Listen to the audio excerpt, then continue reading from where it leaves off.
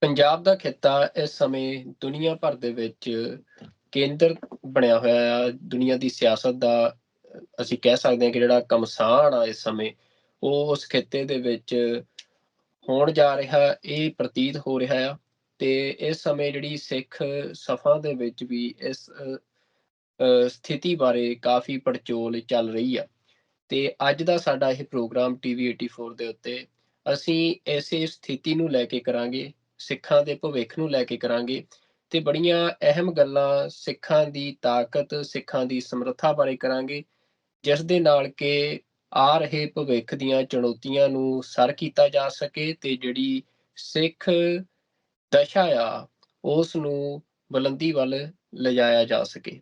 ਤੇ ਅੱਜ ਮੇਰੇ ਨਾਲ ਇਸ ਪ੍ਰੋਗਰਾਮ ਦੇ ਵਿੱਚ ਮਹਿਮਾਨ ਵਜੋਂ ਸ਼ਾਮਲ ਹੋ ਰਹੇ ਨੇ ਸਰਦਾਰ ਪ੍ਰਭ ਸ਼ਰਨਦੀਪ ਸਿੰਘ। ਹਾਲਾਂਕਿ ਟੀਵੀ 84 ਦੇ ਦਰਸ਼ਕ ਉਹਨਾਂ ਦੀ ਇੰਟਰੋਡਕਸ਼ਨ ਬਾਰੇ ਜਾਣਦੇ ਨੇ, ਪਰ ਫਿਰ ਵੀ ਮੈਂ ਆਪਣੀ ਜ਼ਿੰਮੇਵਾਰੀ ਸਮਝਦਿਆਂ ਇੱਕ ਮੁੱਢਲੀ ਜਿਹੀ ਜਾਣਕਾਰੀ ਉਹਨਾਂ ਬਾਰੇ ਜ਼ਰੂਰ ਸਾਂਝੀ ਕਰਨੀ ਚਾਹੁੰਦਾ। ਸਰਦਾਰ ਪ੍ਰਭ ਸ਼ਰਨਦੀਪ ਸਿੰਘ ਪਿਛਲੇ ਲੰਮੇ ਸਮੇਂ ਤੋਂ ਸਿੱਖ ਹਾਲਾਤਾਂ ਬਾਰੇ, ਸਿੱਖ ਸਿਆਸਤ ਬਾਰੇ ਲਿਖਦੇ ਆ ਰਹੇ ਨੇ। ਉਹ ਸਿੱਖ ਵਿਦਵਾਨ ਨੇ ਤੇ ਨਾਲ ਹੀ ਕਵੀ ਵੀ ਨੇ। ਤੇ ਇਸ ਸਮੇਂ ਵੈਨਕੂਵਰ ਇੰਸਟੀਚਿਊਟ ਆਫ ਇੰਟਰਡਿਸਪਲਿਨਰੀ ਸਟੱਡੀਜ਼ ਜਿਹੜਾ ਆ, ਉਹਦੇ ਰਾਹੀਂ ਉਹ ਭਾਵੇਂ ਪੋਲਿਟਿਕਸ ਹੋਵੇ, ਲਿਟਰੇਚਰ ਹੋਵੇ, ਹਿਸਟਰੀ ਹੋਵੇ, ਸਿੱਖ ਇਤਿਹਾਸ ਹੋਵੇ, ਸਿੱਖ ਧਰਮ ਹੋਵੇ, ਇਸ ਬਾਰੇ ਜਿਹੜੇ ਵੱਖੋ-ਵੱਖ ਕੋਰਸਿਸ ਆ ਜਿਹੜੇ ਉਹ ਉਹਨਾਂ ਨੇ ਸ਼ੁਰੂ ਕੀਤੇ ਆ। ਤੇ ਦੁਨੀਆ ਭਰ ਦੇ ਵਿੱਚ ਵਸਦੇ ਸਿੱਖ ਚਾਹੇ ਗੈਰ ਸਿੱਖ ਉਹ ਇਹਨਾਂ ਕੋਰਸਿਸ ਦੇ ਵਿੱਚ, ਇਹ ਆਨਲਾਈਨ ਕੋਰਸ ਨੇ ਤੇ ਇਹਨਾਂ ਦੇ ਰਾਹੀਂ ਇਹਨਾਂ ਵਿਸ਼ਿਆਂ ਬਾਰੇ ਜਿਹੜਾ ਗਿਆਨ ਆ ਉਹ ਹਾਸਲ ਕਰ ਸਕਦੇ ਆ। ਤੇ ਜਿਵੇਂ ਮੈਂ ਗੱਲ ਸ਼ੁਰੂ ਕੀਤੀ ਸੀ ਕਿ ਪੰਜਾਬ ਇਸ ਸਮੇਂ ਦੁਨੀਆ ਦੀ ਸਿਆਸਤ ਦੇ ਵਿੱਚ ਇੱਕ ਵੱਡਾ ਕੇਂਦਰ ਬਣਦਾ ਜਾ ਰਿਹਾ ਆ। ਤੇ ਜਦੋਂ ਪੰਜਾਬ ਦੀ ਗੱਲ ਹੁੰਦੀ ਆ ਤਾਂ ਸਿੱਖਾਂ ਦੀ ਗੱਲ ਨਾਲ ਹੀ ਹੁੰਦੀ ਆ। ਤੇ ਸਿੱਖ ਸਿਆਸਤ ਦੇ ਵਿੱਚ ਜਦੋਂ ਇੰਟਰਨੈਸ਼ਨਲ ਰਿਲੇਸ਼ਨਸ ਦੇ ਸੰਦਰਭ 'ਚ ਗੱਲ ਹੋਵੇ ਤਾਂ ਫਿਰ ਗੱਲ ਸਿੱਖਾਂ ਦੀ ਤੇ ਭਾਰਤ ਦੀ ਅਲੈਦਗੀ ਦੇ ਸੰਦਰਭ 'ਚ ਹੁੰਦੀ ਆ ਤੇ ਸਿੱਖ ਸੋਵਰੇਨਿਟੀ ਦੀ ਹੁੰਦੀ ਆ। ਤੇ ਇਸ ਸਮੇਂ ਭਾਵੇਂ ਇੰਡੀਆ ਦੇ ਟਰਾਂਸਨੈਸ਼ਨਲ ਰਿਪਰੈਸ਼ਨ ਦਾ ਦੁਨੀਆ ਦੇ ਵਿੱਚ ਜਿਵੇਂ ਬਾਜ਼ ਉਗੜਿਆ ਆ, ਉਸ ਤੋਂ ਬਾਅਦ ਤੇ ਚਾਹੇ ਉਹ ਰੈਫਰੈਂਡਮ ਦੀ ਕੈਂਪੇਨ ਦੇ ਰਾਹੀਂ ਲੱਖਾਂ ਦੀ ਗਿਣਤੀ 'ਚ ਸਿੱਖਾਂ ਨੇ ਆਪਣੀ ਜਿਹੜੀ ਆ ਐਸਪੀਰੇਸ਼ਨ ਆ, ਉਹ ਦੁਨੀਆ ਅੱਗੇ ਰੱਖੀ ਆ। ਤੇ ਚਾਹੇ ਉਹ ਪੰਜਾਬ ਦੇ ਵਿੱਚ ਚੱਲ ਰਹੀ ਖਾਲਿਸਤਾਨ ਦੀ ਮੂਵਮੈਂਟ ਜਿਹੜੀ ਆ, ਉਹਦੇ ਵੱਖੋ-ਵੱਖ ਪ੍ਰੋਗਰਾਮਾਂ ਦੇ ਰਾਹੀਂ, ਚਾਹੇ ਉਹ ਕਿਸਾਨ ਸੰਘਰਸ਼ ਦੇ ਰਾਹੀਂ ਦੁਨੀਆ ਦੇ ਅੱਗੇ ਜਿਹੜੀ ਸਿੱਖ ਐਸਪੀਰੇਸ਼ਨ ਆ, ਉਸ ਦਾ ਪ੍ਰਗਟਾਵਾ ਹੋ ਰਿਹਾ। ਪਰ ਇਹਨਾਂ ਸਾਰੀਆਂ ਸਥਿਤੀਆਂ ਦੇ ਵਿੱਚ ਜਿਹੜੇ ਚੈਲੰਜਸ ਨੇ, ਅੱਜ ਅਸੀਂ ਉਹਨਾਂ ਦੇ ਬਾਰੇ ਗੱਲ ਕਰਾਂਗੇ ਤੇ ਸਰਦਾਰ ਪ੍ਰਭ ਸ਼ਰਨਦੀਪ ਸਿੰਘ ਤੋਂ ਜਾਣਨ ਦੀ ਕੋਸ਼ਿਸ਼ ਕਰਾਂਗੇ ਕਿ ਕਿਵੇਂ ਜਿਹੜੀਆਂ ਕੁਝ ਕਮਜ਼ੋਰੀਆਂ ਨੇ ਸਿੱਖਾਂ ਦੇ ਵਿੱਚ ਇਸ ਸਮੇਂ ਇਹਨਾਂ ਹਾਲਾਤਾਂ ਦੇ ਮੱਦੇਨਜ਼ਰ ਉਹਨਾਂ ਨੂੰ ਠੀਕ ਕੀਤਾ ਜਾ ਸਕਦਾ ਹੈ ਤੇ ਅਗਲੀ ਮੰਜ਼ਿਲ ਜਿਹੜੀ ਆ ਉਹ ਸਰ ਕੀਤੀ ਜਾ ਸਕਦੀ ਆ। ਤੇ ਸਰਦਾਰ ਪ੍ਰਭ ਸ਼ਰਨਦੀਪ ਸਿੰਘ ਜੀ, ਮੈਂ ਤੁਹਾਨੂੰ ਟੀਵੀ 84 ਦੇ ਇਸ ਫੋਲਟ ਲਾਈਨਸ ਪ੍ਰੋਗਰਾਮ ਦੇ ਵਿੱਚ ਜੀ ਆਇਆਂ ਨੂੰ ਕਹਿੰਦਾ ਜੀ। ਵਾਹਿਗੁਰੂ ਜੀ ਕਾ ਖਾਲਸਾ, ਵਾਹਿਗੁਰੂ ਜੀ ਕੀ ਫਤਿਹ। ਸੁਖਵਿੰਦਰ ਸਿੰਘ ਜੀ, ਤੁਹਾਡੀ ਬਹੁਤ ਮਿਹਰਬਾਨੀ। ਤੁਸੀਂ ਮੈਨੂੰ ਆਪਣੇ ਵਿਚਾਰ ਸਾਂਝੇ ਕਰਨ ਲਈ ਮੌਕਾ ਦਿੱਤਾ। ਮੇਰੇ ਵੱਲੋਂ ਤੁਹਾਨੂੰ ਤੇ ਸਾਰੇ ਸਰੋਤਿਆਂ ਨੂੰ ਵਾਹਿਗੁਰੂ ਜੀ ਕਾ ਖਾਲਸਾ, ਵਾਹਿਗੁਰੂ ਜੀ ਕੀ ਫਤਿਹ। ਪ੍ਰਭ ਸ਼ਰਨਦੀਪ ਸਿੰਘ ਜੀ, ਜਿਵੇਂ ਮੈਂ ਆਪਣੀ ਭੂਮਿਕਾ ਦੇ ਵਿੱਚ ਇਹ ਗੱਲ ਕਹੀ ਆ ਕਿ ਇਸ ਸਮੇਂ ਜਿਹੜੀ ਜੀਓਪੋਲਿਟਿਕਸ ਆ, ਉਸ ਦਾ ਜਿਹੜਾ ਕੇਂਦਰ ਆ ਉਹ ਸਾਊਥ ਏਸ਼ੀਆ ਬਣ ਰਿਹਾ। ਤੇ ਉੱਥੇ ਸਭ ਤੋਂ ਵੱਧ ਜਿਹੜੀ ਨਿਗਾਹ ਆ ਜੇ ਕਿਸੇ ਕਮਿਊਨਿਟੀ ਤੇ, ਕਿਸੇ ਭਾਈਚਾਰੇ ਤੇ, ਕੌਮ ਤੇ ਆ ਤਾਂ ਉਹ ਸਿੱਖਾਂ ਤੇ ਆ। ਤੇ ਸਿੱਖਾਂ ਦੀ ਜਿਹੜੀ ਅਸੀਂ ਉਹ ਸਾਰੀਆਂ ਗੱਲਾਂ ਵੱਲ ਨਹੀਂ ਜਾਂਦੇ, ਪਰ ਹੁਣ ਜਿੱਥੋਂ ਮੈਂ ਗੱਲ ਸ਼ੁਰੂ ਕਰੂੰਗਾ ਤੇ ਜਿਹੜਾ ਮੇਰਾ ਤੁਹਾਤੋਂ ਜਿਹੜੀ ਗੱਲ ਮੈਂ ਜਾਣਨੀ ਚਾਹੁੰਦਾ ਇਸ ਇੰਟਰਵਿਊ 'ਚ, ਉਹ ਸਿੱਖਾਂ ਦੀ ਸਮਰੱਥਾ ਬਾਰੇ ਆ। ਤੁਸੀਂ ਉਹਦੀ ਅਸੈਸਮੈਂਟ ਕਿਵੇਂ ਕਰ ਰਹੇ ਹੋ? ਉਹਦੇ ਚੈਲੰਜਸ ਕੀ ਦੇਖ ਰਹੇ ਹੋ ਤੇ ਉਹਦੇ ਲਈ ਸਿੱਖਾਂ ਨੂੰ ਕੀ-ਕੀ ਕਰਨਾ ਚਾਹੀਦਾ? ਇਹੀ ਸਾਡੀ ਅੱਜ ਦੀ ਸਾਰੀ ਗੱਲਬਾਤ ਦਾ ਕੇਂਦਰ ਬਿੰਦੂ ਰਹੂਗਾ। ਤੇ ਸਭ ਤੋਂ ਪਹਿਲਾ ਸਵਾਲ ਮੈਂ ਤੁਹਾਤੋਂ ਇਹ ਜਾਣਨਾ ਚਾਹੁੰਦਾ ਕਿ ਇਸ ਸਮੇਂ ਜਿਹੜੀ ਸਥਿਤੀ ਬਣੀ ਆ, ਉਹਦੇ 'ਚ ਸਿੱਖਾਂ ਦੀ ਜੇ ਸਮਰੱਥਾ ਦੇਖਣੀ ਹੋਵੇ, ਮਤਲਬ ਜਿਹੜਾ ਸਾਰਾ ਜਿਓਪੋਲਿਟੀਕਲ ਸਿਨੈਰੀਓ ਇਸ ਸਮੇਂ ਬਣ ਰਿਹਾ ਆ, ਸਿੱਖਾਂ ਤੋਂ ਜੇ ਕਿਸੇ ਦੁਨੀਆ ਦੀ ਪਾਵਰ ਨੇ ਕੁਛ ਲੈਣਾ ਆ, ਕੁਛ ਹਾਸਲ ਕਰਨਾ ਆ, ਤਾਂ ਉਹ ਕਿਹੜੀ ਚੀਜ਼ ਆ, ਜਿਹੜੀ ਸਿੱਖਾਂ ਦੀ ਅਸੀਂ ਕਹਿ ਸਕਦੇ ਕਿ ਇਸ ਸਮੇਂ ਸਮਰੱਥਾ ਆ, ਜੋ ਉਹ ਦੁਨੀਆ ਨੂੰ ਦਿਖਾ ਸਕਦੇ ਆ ਜਾਂ ਦੁਨੀਆ ਨੂੰ ਦੇ ਸਕਦੇ ਆ, ਜਿਹਦੇ ਨਾਲ ਕਿ ਉਹ ਇੱਕ ਬਿਗ ਪਲੇਅਰ ਵਜੋਂ ਇਸ ਸਾਰੀ ਗੇਮ ਦੇ ਵਿੱਚ ਸ਼ਾਮਲ ਹੋ ਸਕਣ? ਹਾਂਜੀ, ਵੇਖੋ, ਜਿਹੜੀ ਸਿੱਖਾਂ ਦੀ ਸਮਰੱਥਾ ਹੈ, ਉਹ ਬਹੁਤ ਪੱਖੀ ਹੈ। ਉਹਦੇ ਉਹਦੇ ਬਾਰੇ ਮਤਲਬ ਸਾਡੇ ਨਾਲੋਂ ਭਾਰਤੀ ਹਕੂਮਤ ਜ਼ਿਆਦਾ ਜਾਣਦੀ ਹੈ। ਇਸੇ ਕਰਕੇ ਇੰਨੇ ਸਰੋਤ ਜਿਹੜੇ ਉਹ ਸਾਡੇ 'ਤੇ ਲਾਉਂਦੇ ਆ, ਇਸੇ ਕਰਕੇ ਉਹ ਸਿੱਖਾਂ ਨੂੰ ਇੰਨੀ ਗੰਭੀਰਤਾ ਨਾਲ ਲੈ ਰਹੇ ਆ। ਪਰ ਸਿੱਖ ਆਪਣੇ ਆਪ ਨੂੰ ਉਨੀ ਗੰਭੀਰਤਾ ਨਾਲ ਨਹੀਂ ਲੈ ਰਹੇ। ਹੁਣ ਸਿੱਖਾਂ ਦੀ ਸਮਰੱਥਾ ਕੀ ਹੈ?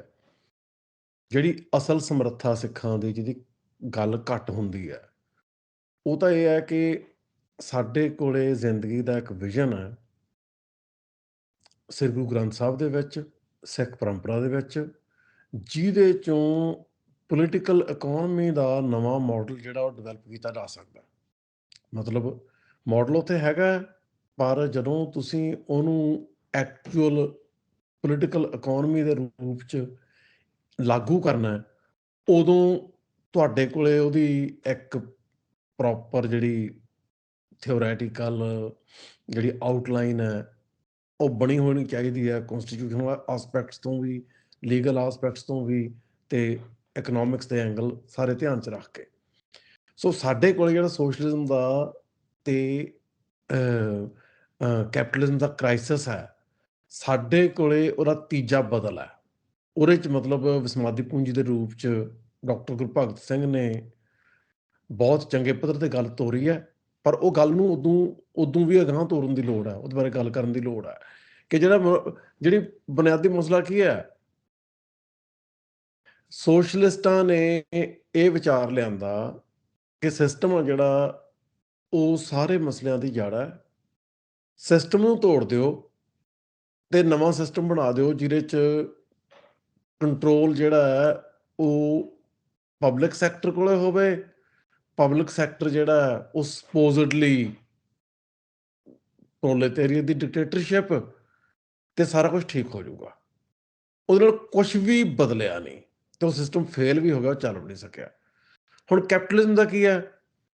ਕੈਪੀਟਲਿਜ਼ਮ ਦਾ ਮਤਲਬ ਹੈ ਇੱਕ ਜਿਹੜੀ ਕੰਜ਼ਿਊਮਰ ਗੁਡਸ ਦੀ ਵਿਕਰੀ 'ਤੇ ਆਧਾਰਿਤ, ਮੁਨਾਫਾ ਆਧਾਰਿਤ ਜਿਹੜੀ ਇਕੋਨਮੀ, ਉਹਦੀ ਸਿਰਜਣਾ ਕਰਨੀ। ਹੁਣ ਮੁਨਾਫੇ ਲਈ ਕੀ ਚਾਹੀਦਾ ਉਹਨਾਂ ਨੂੰ? ਲੋਕਾਂ ਨੂੰ ਉਹ ਚੀਜ਼ ਵੇਚਣੀ ਜਿਹਦੀ ਉਹਨਾਂ ਨੂੰ ਲੋੜ ਨਹੀਂ, ਲੋਕਾਂ ਨੂੰ ਉਹ ਚੀਜ਼ਾਂ ਵੇਚਣ ਲਈ ਜਿਹੜੀਆਂ ਉਹਨਾਂ ਨੂੰ ਚਾਹੀਦੀਆਂ ਨਹੀਂ। ਉਹਨਾਂ ਨੂੰ ਲੋਕਾਂ ਦੀ ਡਿਜ਼ਾਇਰ ਨੂੰ ਮੈਨੀਪੂਲੇਟ ਕਰਨ ਦੀ ਲੋੜ ਹੈ। ਅਤੇ ਜਿਹੜੀ ਸਾਰਾ ਕੈਪੀਟਲਿਜ਼ਮ ਹੈ, ਉਹ ਡਿਜ਼ਾਇਰ ਦੀ ਬਹੁਤ ਉੱਚੇ ਪੱਧਰ ਦੀ, ਬਹੁਤ ਸਟਲ ਜਿਹੜੀ ਸਾਈਕੋਲੋਜੀਕਲ ਮੈਨੀਪੂਲੇਸ਼ਨ ਹੈ, ਉਹਦੇ ਆਧਾਰ 'ਤੇ ਉਹ ਚੱਲਦਾ।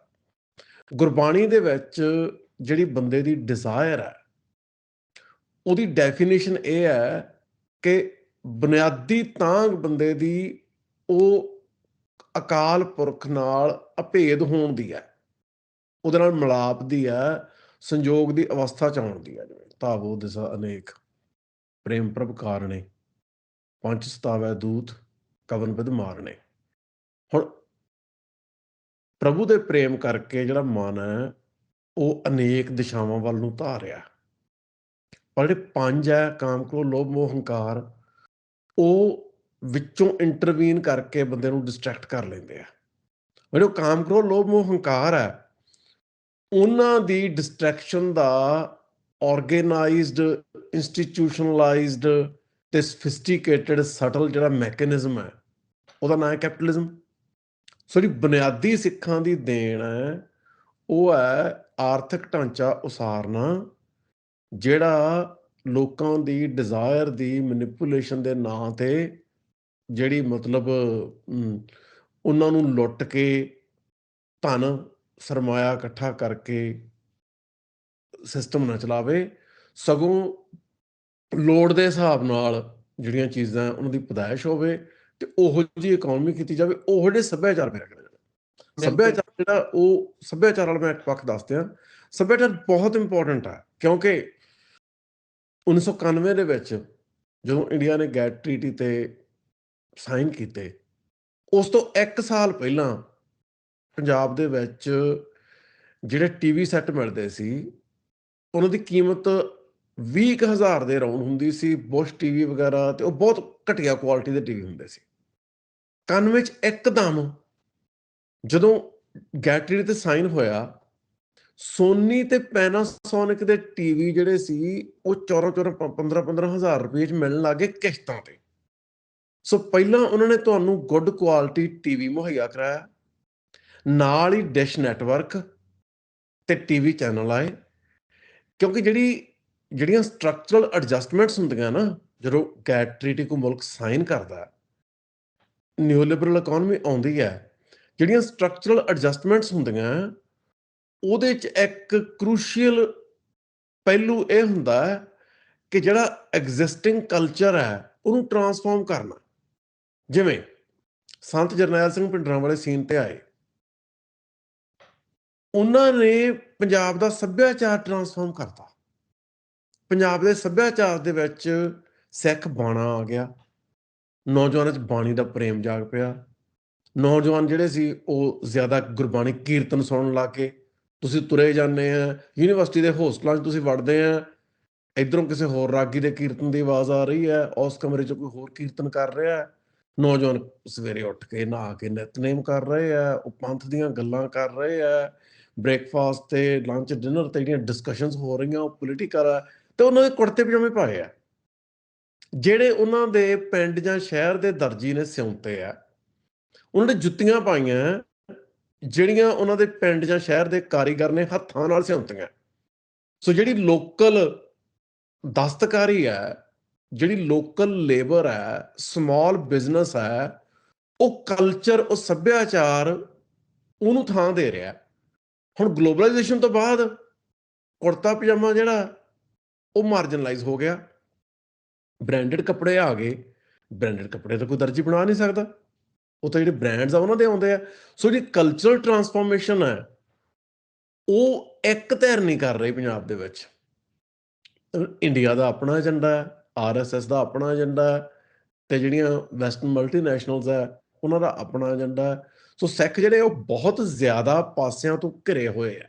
ਜਿਹੜੀ ਇਸ ਤਰ੍ਹਾਂ ਦੀ ਕਮਿਊਨਿਟੀ ਹੈ, ਹੁਣ ਸਾਡੇ ਜਦੋਂ ਅਸੀਂ ਯੂਨੀਵਰਸਿਟੀ ਪੜ੍ਹਦੇ ਸੀ, ਚਿੱਟਾ ਕੁੜਤਾ ਪਜਾਮਾ ਪਾਇਆ ਹੁੰਦਾ ਸੀ ਤੇ ਪੈਰਾਂ 'ਚ ਬਿਨਾਂ ਕਢਾਈ ਤੋਂ ਹੱਥ ਦੀ ਬਣਾਈ ਜਿਹੜੀ ਮਤਲਬ ਜੁੱਤੀ, ਸਿੰਪਲ ਕਾਲੇ ਜਾਂ ਜਿਹੜੀ ਟੈਨ ਜੇ ਰੰਗ ਦੀ, ਠੀਕ ਹੈ। ਉਹਦੇ ਨਾਲ ਸਾਰੀ ਜਿਹੜੀ ਲੋਕਲ ਇਕੋਨਮੀ ਹੈ, ਅਸੀਂ ਲੋਕਲ ਇਕੋਨਮੀ ਨੂੰ ਕੰਟਰੀਬਿਊਟ ਕਰ ਰਹੇ ਹਾਂ। ਸਾਡਾ ਰਿਲੇਸ਼ਨਸ਼ਿਪ ਹੈ। ਮੈਂ ਤੁਹਾਨੂੰ ਇੱਕ ਘਟਨਾ ਸੁਣਾਉਣਾ ਛੋਟੀ ਜੀ, ਵੀ ਮੈਂ ਆਪਦੇ ਨਾਨਕੀ ਗਿਆ ਤੇ ਮੈਂ ਆਪਦੇ ਮਾਮਾ ਜੀ ਨੂੰ ਤੁਰਿਆ ਜਾਂਦਾ ਤੇ ਰਾਹ 'ਚ ਉੱਥੇ ਸੜਕ ਦੇ ਉੱਤੇ 5-10 ਘਰ ਸੀ ਤੇ ਉਹ ਮਤਲਬ ਬਹੁਤ ਸੋਹਣੀਆਂ ਜੁੱਤੀਆਂ ਬਣਾਉਂਦੇ ਸੀ। ਤੇ ਉਹਨਾਂ ਨੇ ਸਾਨੂੰ ਵੇਖਿਆ ਤੇ ਉਹ ਮੈਨੂੰ ਕਹਿੰਦੇ, ਕਿਵੇਂ ਭਾਂਜਿਆ, ਆ ਜਾ ਤੈਨੂੰ ਜੁੱਤੀ ਬਣਾ ਕੇ ਦੇਈਏ। ਤੈਨੂੰ ਜੁੱਤੀ ਬਣਾਵਾਂਗੇ ਤੇ ਪਟਿਆਲੇ ਲੋਕੀ ਪੁੱਛਣਗੇ ਵੀ ਜੁੱਤੀ ਕਿੱਥੋਂ ਲਈ ਹੈ। ਹੁਣ ਉਹ ਕਾਰੀਗਰ, ਇੱਕ ਜਿਹੜਾ ਬੰਦਾ ਪਿੰਡ ਦਾ, ਉਹਦੇ ਨਾਲ ਸਾਡਾ ਪਰਸਨਲ ਰਿਲੇਸ਼ਨਸ਼ਿਪ, ਉਹਨੂੰ ਭਾਣਜਾ ਕਹਿ ਰਿਹਾ।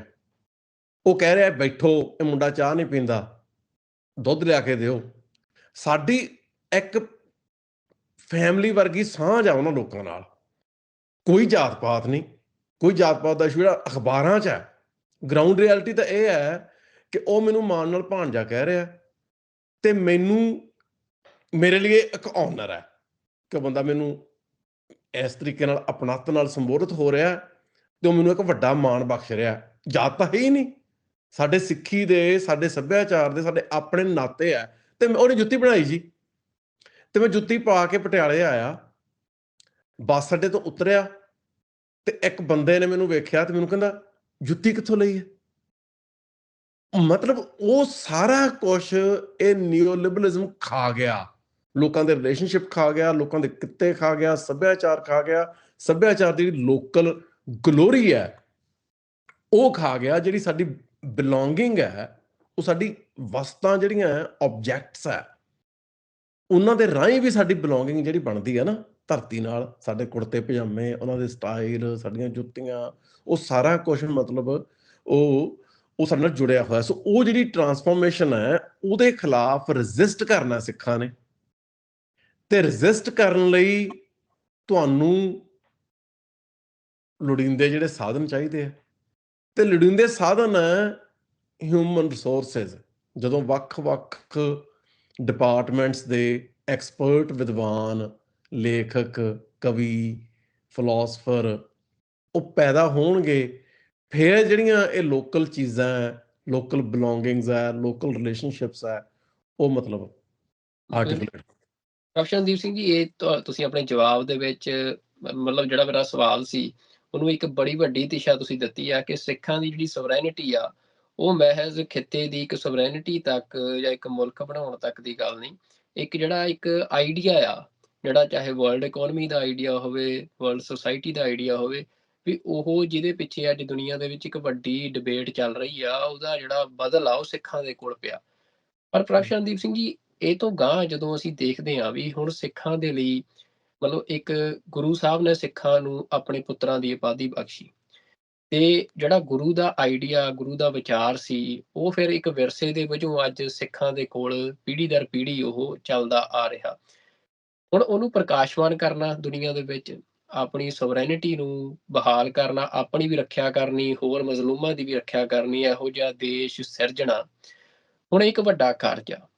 ਹੁਣ ਜਦੋਂ ਅਸੀਂ ਅੱਜ ਸਿੱਖਾਂ ਨੂੰ ਦੇਖਦੇ ਹਾਂ ਤਾਂ ਪੰਜਾਬ ਦੀ ਪੋਲਿਟਿਕਸ ਆ, ਜਿਹੜੀ ਸਿਆਸਤ ਆ, ਉਹਦੇ ਹਾਲਾਤ ਇਹ ਨੇ ਕਿ ਸਿੱਖਾਂ ਦੀ ਅੱਜ ਕੋਈ ਵੀ ਆਰਗੇਨਾਈਜ਼ਡ ਕਪੈਸਿਟੀ ਜਿਹੜੀ ਆ ਕਿਸੇ ਵੀ ਰੂਪ 'ਚ ਉਹ ਨਜ਼ਰ ਨਹੀਂ ਆ ਰਹੀ।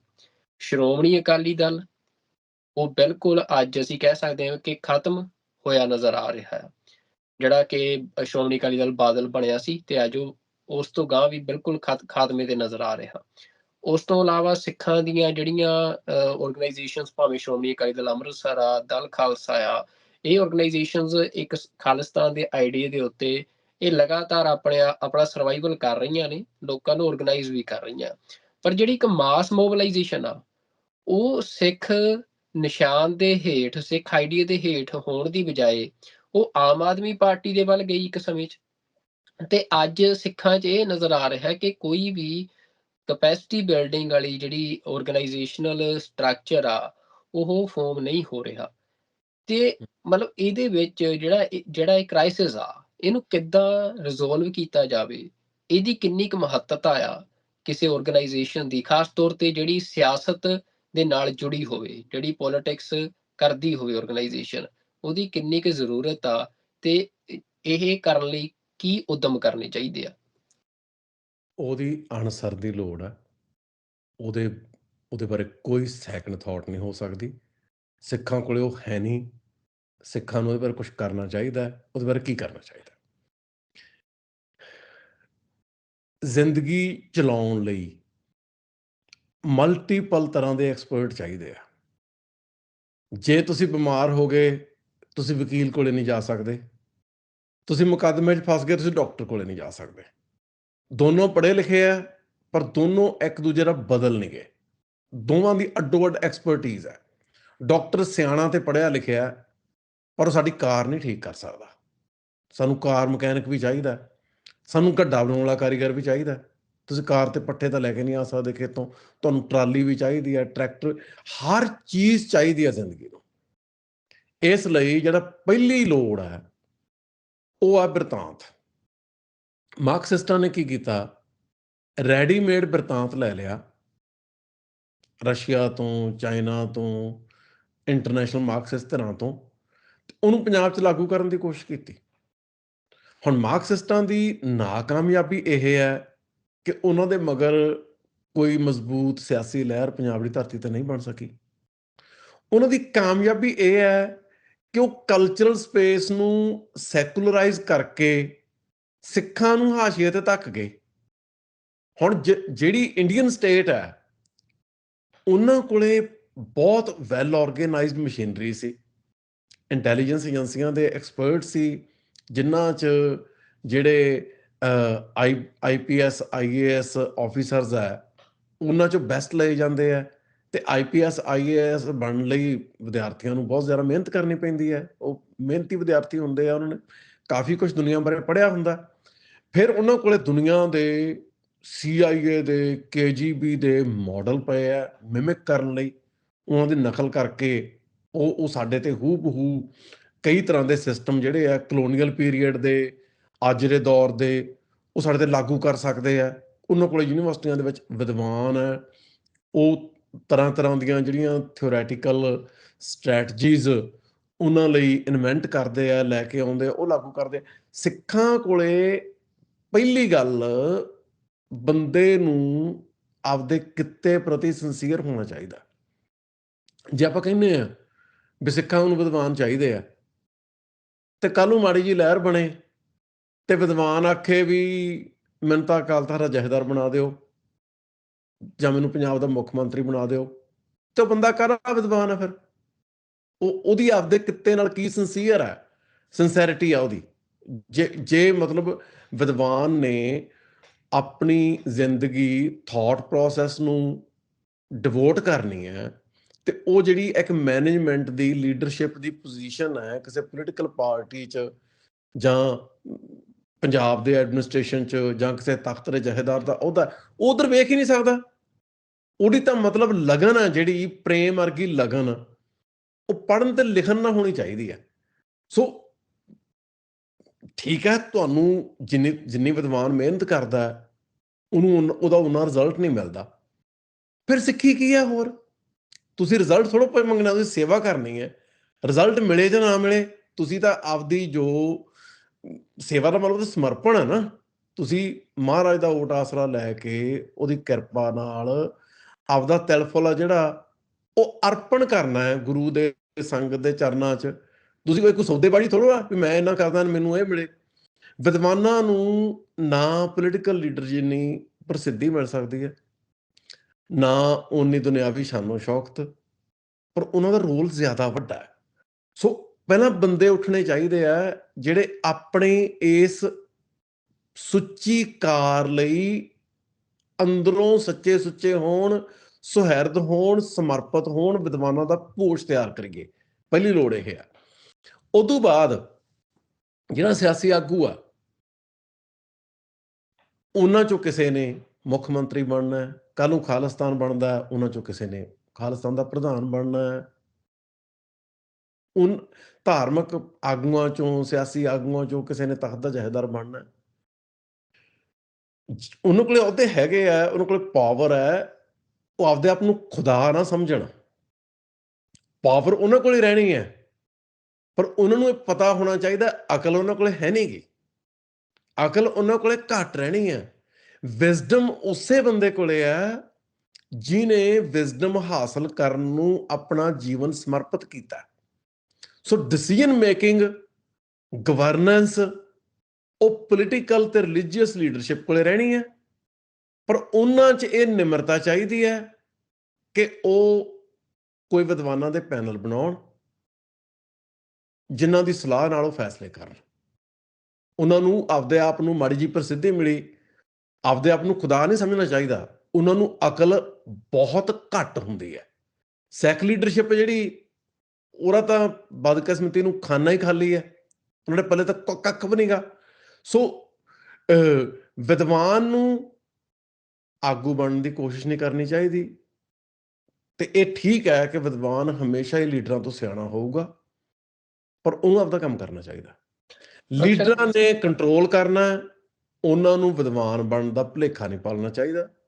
ਉਹਨਾਂ ਨੂੰ ਪਤਾ ਹੋਣਾ ਚਾਹੀਦਾ ਜਿਹੜੇ ਕੌਮ ਦੇ ਮਸਲੇ ਆ, ਉਹਨਾਂ ਦੇ ਪਿੱਛੇ ਬਹੁਤ ਕੰਪਲੀਕੇਟਡ ਪ੍ਰੋਸੈਸਿਸ ਕੰਮ ਕਰ ਰਿਹਾ ਦੋਨਾਂ ਪੱਧਰਾਂ ਤੋਂ। ਇੱਕ ਤਾਂ ਜਿਹੜੀ ਸਟੇਟ ਸਾਨੂੰ ਮਾਰਨ ਦੀ, ਸਾਨੂੰ ਡੋਮੈਸਟੀਕੇਟ ਕਰਨ ਦੀ, ਤੇ ਮਤਲਬ ਸਾਨੂੰ ਆਪਦੇ 'ਚ ਮਰਜ ਕਰਨ ਦੀ ਜਿਹੜੀ ਕੋਸ਼ਿਸ਼ ਕਰ ਰਹੀ ਹੈ, ਉਹਦੇ ਪਿੱਛੇ ਬਹੁਤ ਕੰਪਲੀਕੇਟਡ ਥਿਓਰੈਟੀਕਲ ਕਲਚਰਲ ਪ੍ਰੋਸੈਸਿਸ ਚੱਲਦੇ ਆ। ਦੂਜਾ, ਕਮਿਊਨਿਟੀ ਦੇ ਵਿਦਿਨ ਬਹੁਤ ਸਾਰੀਆਂ ਕੰਪਲੀਕੇਸ਼ਨਸ ਆ, ਉਹ ਸਾਰੀਆਂ ਨੂੰ ਇੱਕ ਵੇਲੇ ਐਡਰੈਸ ਕਰਨਾ, ਉਹ ਸਾਰੀਆਂ ਨੂੰ ਨਾਲ ਲੈ ਕੇ ਚੱਲਣਾ, ਉਹਦੇ ਲਈ ਦੋ ਤਰ੍ਹਾਂ ਦੀ ਲੀਡਰਸ਼ਿਪ ਚਾਹੀਦੀ ਹੈ। ਇੰਟੈਲੈਕਚੁਅਲ ਲੀਡਰਸ਼ਿਪ, ਪੋਲੀਟੀਕਲ ਲੀਡਰਸ਼ਿਪ, ਜਾਂ ਤਿੰਨ ਕਹਿ ਲਓ, ਇੰਟੈਲੈਕਚੁਅਲ, ਪੋਲੀਟੀਕਲ, ਰਿਲੀਜੀਅਸ ਲੀਡਰਸ਼ਿਪ। ਇਹਨਾਂ ਤਿੰਨਾਂ ਦਾ ਆਪਸ 'ਚ ਕੋਆਰਡੀਨੇਸ਼ਨ ਚਾਹੀਦਾ। ਫਾਰਮਲ ਬਾਡੀਜ਼ ਹੋਣੀਆਂ ਚਾਹੀਦੀਆਂ, ਮਤਲਬ ਐਡਵਾਈਜ਼ਰੀ ਕਮੇਟੀਜ਼ ਹੋਣੀਆਂ ਚਾਹੀਦੀਆਂ, ਉਹਨਾਂ ਦੀਆਂ ਫਾਰਮਲ ਮੀਟਿੰਗਸ ਹੋਣੀਆਂ ਚਾਹੀਦੀਆਂ। ਸੋ ਪੋਲੀਟੀਕਲ ਬੰਦਿਆਂ ਦੀ ਇਹ ਓਬਲੀਗੇਸ਼ਨ ਹੋਣੀ ਚਾਹੀਦੀ ਹੈ ਫਾਰਮਲ, ਕਿ ਉਹ ਜਿਹੜਾ ਐਡਵਾਈਜ਼ਰੀ ਬੋਰਡ ਹੈ ਕੌਮ ਦੇ ਵਿਦਵਾਨਾਂ ਦਾ, ਉਹਦੀ ਸਲਾਹ ਨਾਲ ਫੈਸਲੇ ਕਰਨ, ਤੇ ਵਿਦਵਾਨ ਆ ਜਿਹੜੇ ਆਪਦੀ ਕਾਰ 'ਚ ਲੱਗੇ ਰਹਿਣ। ਪੜ੍ਹਨ ਲਿਖਣ, ਆਪਦੇ ਸੈਮੀਨਾਰ ਕਰਨ, ਕਿਤਾਬਾਂ ਛਪਾਉਣ ਤੇ ਮਤਲਬ ਮਸਲਿਆਂ ਬਾਰੇ ਸੋਚਣ ਵਿਚਾਰਨ, ਰਾਹ ਕੱਢਣ ਤੇ ਕੌਮ ਨੂੰ ਦਿਸ਼ਾ ਦੇਣ। ਇਹ ਦੋਨੋਂ ਪੱਖਾਂ ਤੇ ਸਾਨੂੰ ਆਰਗੇਨਾਈਜ਼ ਹੋ ਕੇ ਕੰਮ ਕਰਨ ਦੀ ਲੋੜ ਹੈ। ਹਾਂਜੀ, ਪ੍ਰੋਫੈਸਰ ਸੰਦੀਪ ਸਿੰਘ ਜੀ, ਜਿਵੇਂ ਤੁਸੀਂ ਸਾਰੀ ਗੱਲ ਕਹੀ ਆ, ਮਤਲਬ ਇਹਦੇ ਚੋਂ ਤੁਸੀਂ ਇੱਕ ਗੱਲ ਕਹਿ ਰਹੇ ਹੋ ਕਿ ਜਿਵੇਂ ਇੱਕ ਤਰ੍ਹਾਂ ਦੀ ਕਲੈਕਟਿਵ ਲੀਡਰਸ਼ਿਪ ਆ, ਵੀ ਜਿਹਦੇ ਵਿੱਚ ਜਿਹੜੇ ਬੰਦੇ ਦੇ ਅੰਦਰ ਜਿਹੜੀ ਸਮਰੱਥਾ ਆ, ਜਿਹੜਾ ਗੁਣ ਆ, ਤੇ ਉਹ ਆਪਣੀ ਸਮਰੱਥਾ ਜਿਹੜੀ ਆ ਉਹ ਕੌਮ ਨੂੰ ਸਮਰਪਿਤ ਕਰੇ, ਤੇ ਉਹਨਾਂ ਦੀ ਜਿਹੜੀ ਸਾਂਝੀ ਸਮਰੱਥਾ ਆ ਉਹ ਫਿਰ ਕੌਮ ਦੀ ਇੱਕ ਸਾਂਝੀ ਲੀਡਰਸ਼ਿਪ ਅਗਵਾਈ ਦੇ ਰੂਪ 'ਚ ਅੱਗੇ ਆਵੇ। ਪਰ ਹੁਣ ਇਸ ਸਮੇਂ ਜਿਹੜਾ ਕ੍ਰਾਈਸਿਸ, ਜਿੱਥੇ ਇੱਕ ਪਾਸੇ ਤਾਂ ਜਿਹੜੀਆਂ ਐਸਟੈਬਲਿਸ਼ਡ ਸਿੱਖ ਆਰਗੇਨਾਈਜੇਸ਼ਨਸ, ਭਾਵੇਂ ਉਹ ਰਿਲੀਜੀਅਸ ਸੀ, ਭਾਵੇਂ ਪੋਲੀਟੀਕਲ ਸੀ, ਭਾਵੇਂ ਉਹ ਐਜੂਕੇਸ਼ਨਲ ਸੀ, ਉਹ ਸਾਰੀਆਂ ਹੀ ਡਿਸਕ੍ਰੈਡਿਟ ਹੋਈਆਂ ਨੇ। ਬਲਕਿ ਇੱਕ ਤਰ੍ਹਾਂ ਦੇ ਨਾਲ ਨਜ਼ਰ ਨਹੀਂ ਆ ਰਿਹਾ ਕੁਛ ਵੀ, ਇਹ ਲੱਗ ਰਿਹਾ ਕਿ ਸਾਰਾ ਕੁਛ ਖਤਮ ਹੋਇਆ।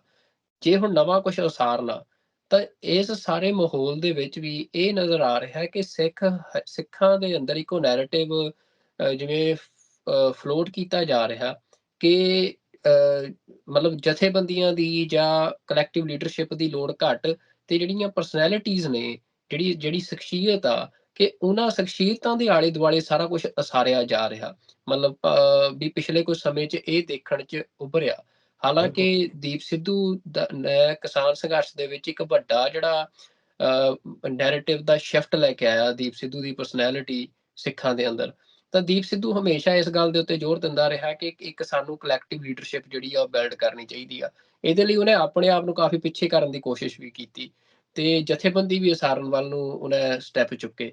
ਤਾਂ ਅੱਜ ਕਿਉਂਕਿ ਦੀਪ ਦਾ ਇੱਕ ਵੱਡਾ ਇੰਪ੍ਰੈਸ਼ਨ ਆ ਜਿਹੜਾ ਯੂਥ ਆ ਉਹਦੇ ਉੱਤੇ, ਪਰ ਯੂਥ ਦੇ ਵਿੱਚੋਂ ਦੀਪ ਦੀ ਉਸ ਗੱਲ ਦਾ ਇੰਪ੍ਰੈਸ਼ਨ ਨਜ਼ਰ ਨਹੀਂ ਆ ਰਿਹਾ। ਤਾਂ ਇਹ ਤੁਸੀਂ ਜਿਹੜੀ ਸਾਰੀ ਸਥਿਤੀ ਬਣੀ ਆ, ਇਹ ਕਿਉਂ ਬਣ ਰਹੀ ਆ? ਤੇ ਇਹ ਤੋਂ ਕਿਵੇਂ ਬਚਿਆ ਜਾ ਸਕਦਾ ਆ? ਕਿਵੇਂ ਕਲੈਕਟਿਵ ਲੀਡਰਸ਼ਿਪ ਵੱਲ ਨੂੰ ਵਧਿਆ ਜਾ ਸਕਦਾ? ਉਹਦੇ ਬਾਰੇ ਕੀ ਕਹਿਣਾ ਚਾਹੁੰਦੇ ਹੋ?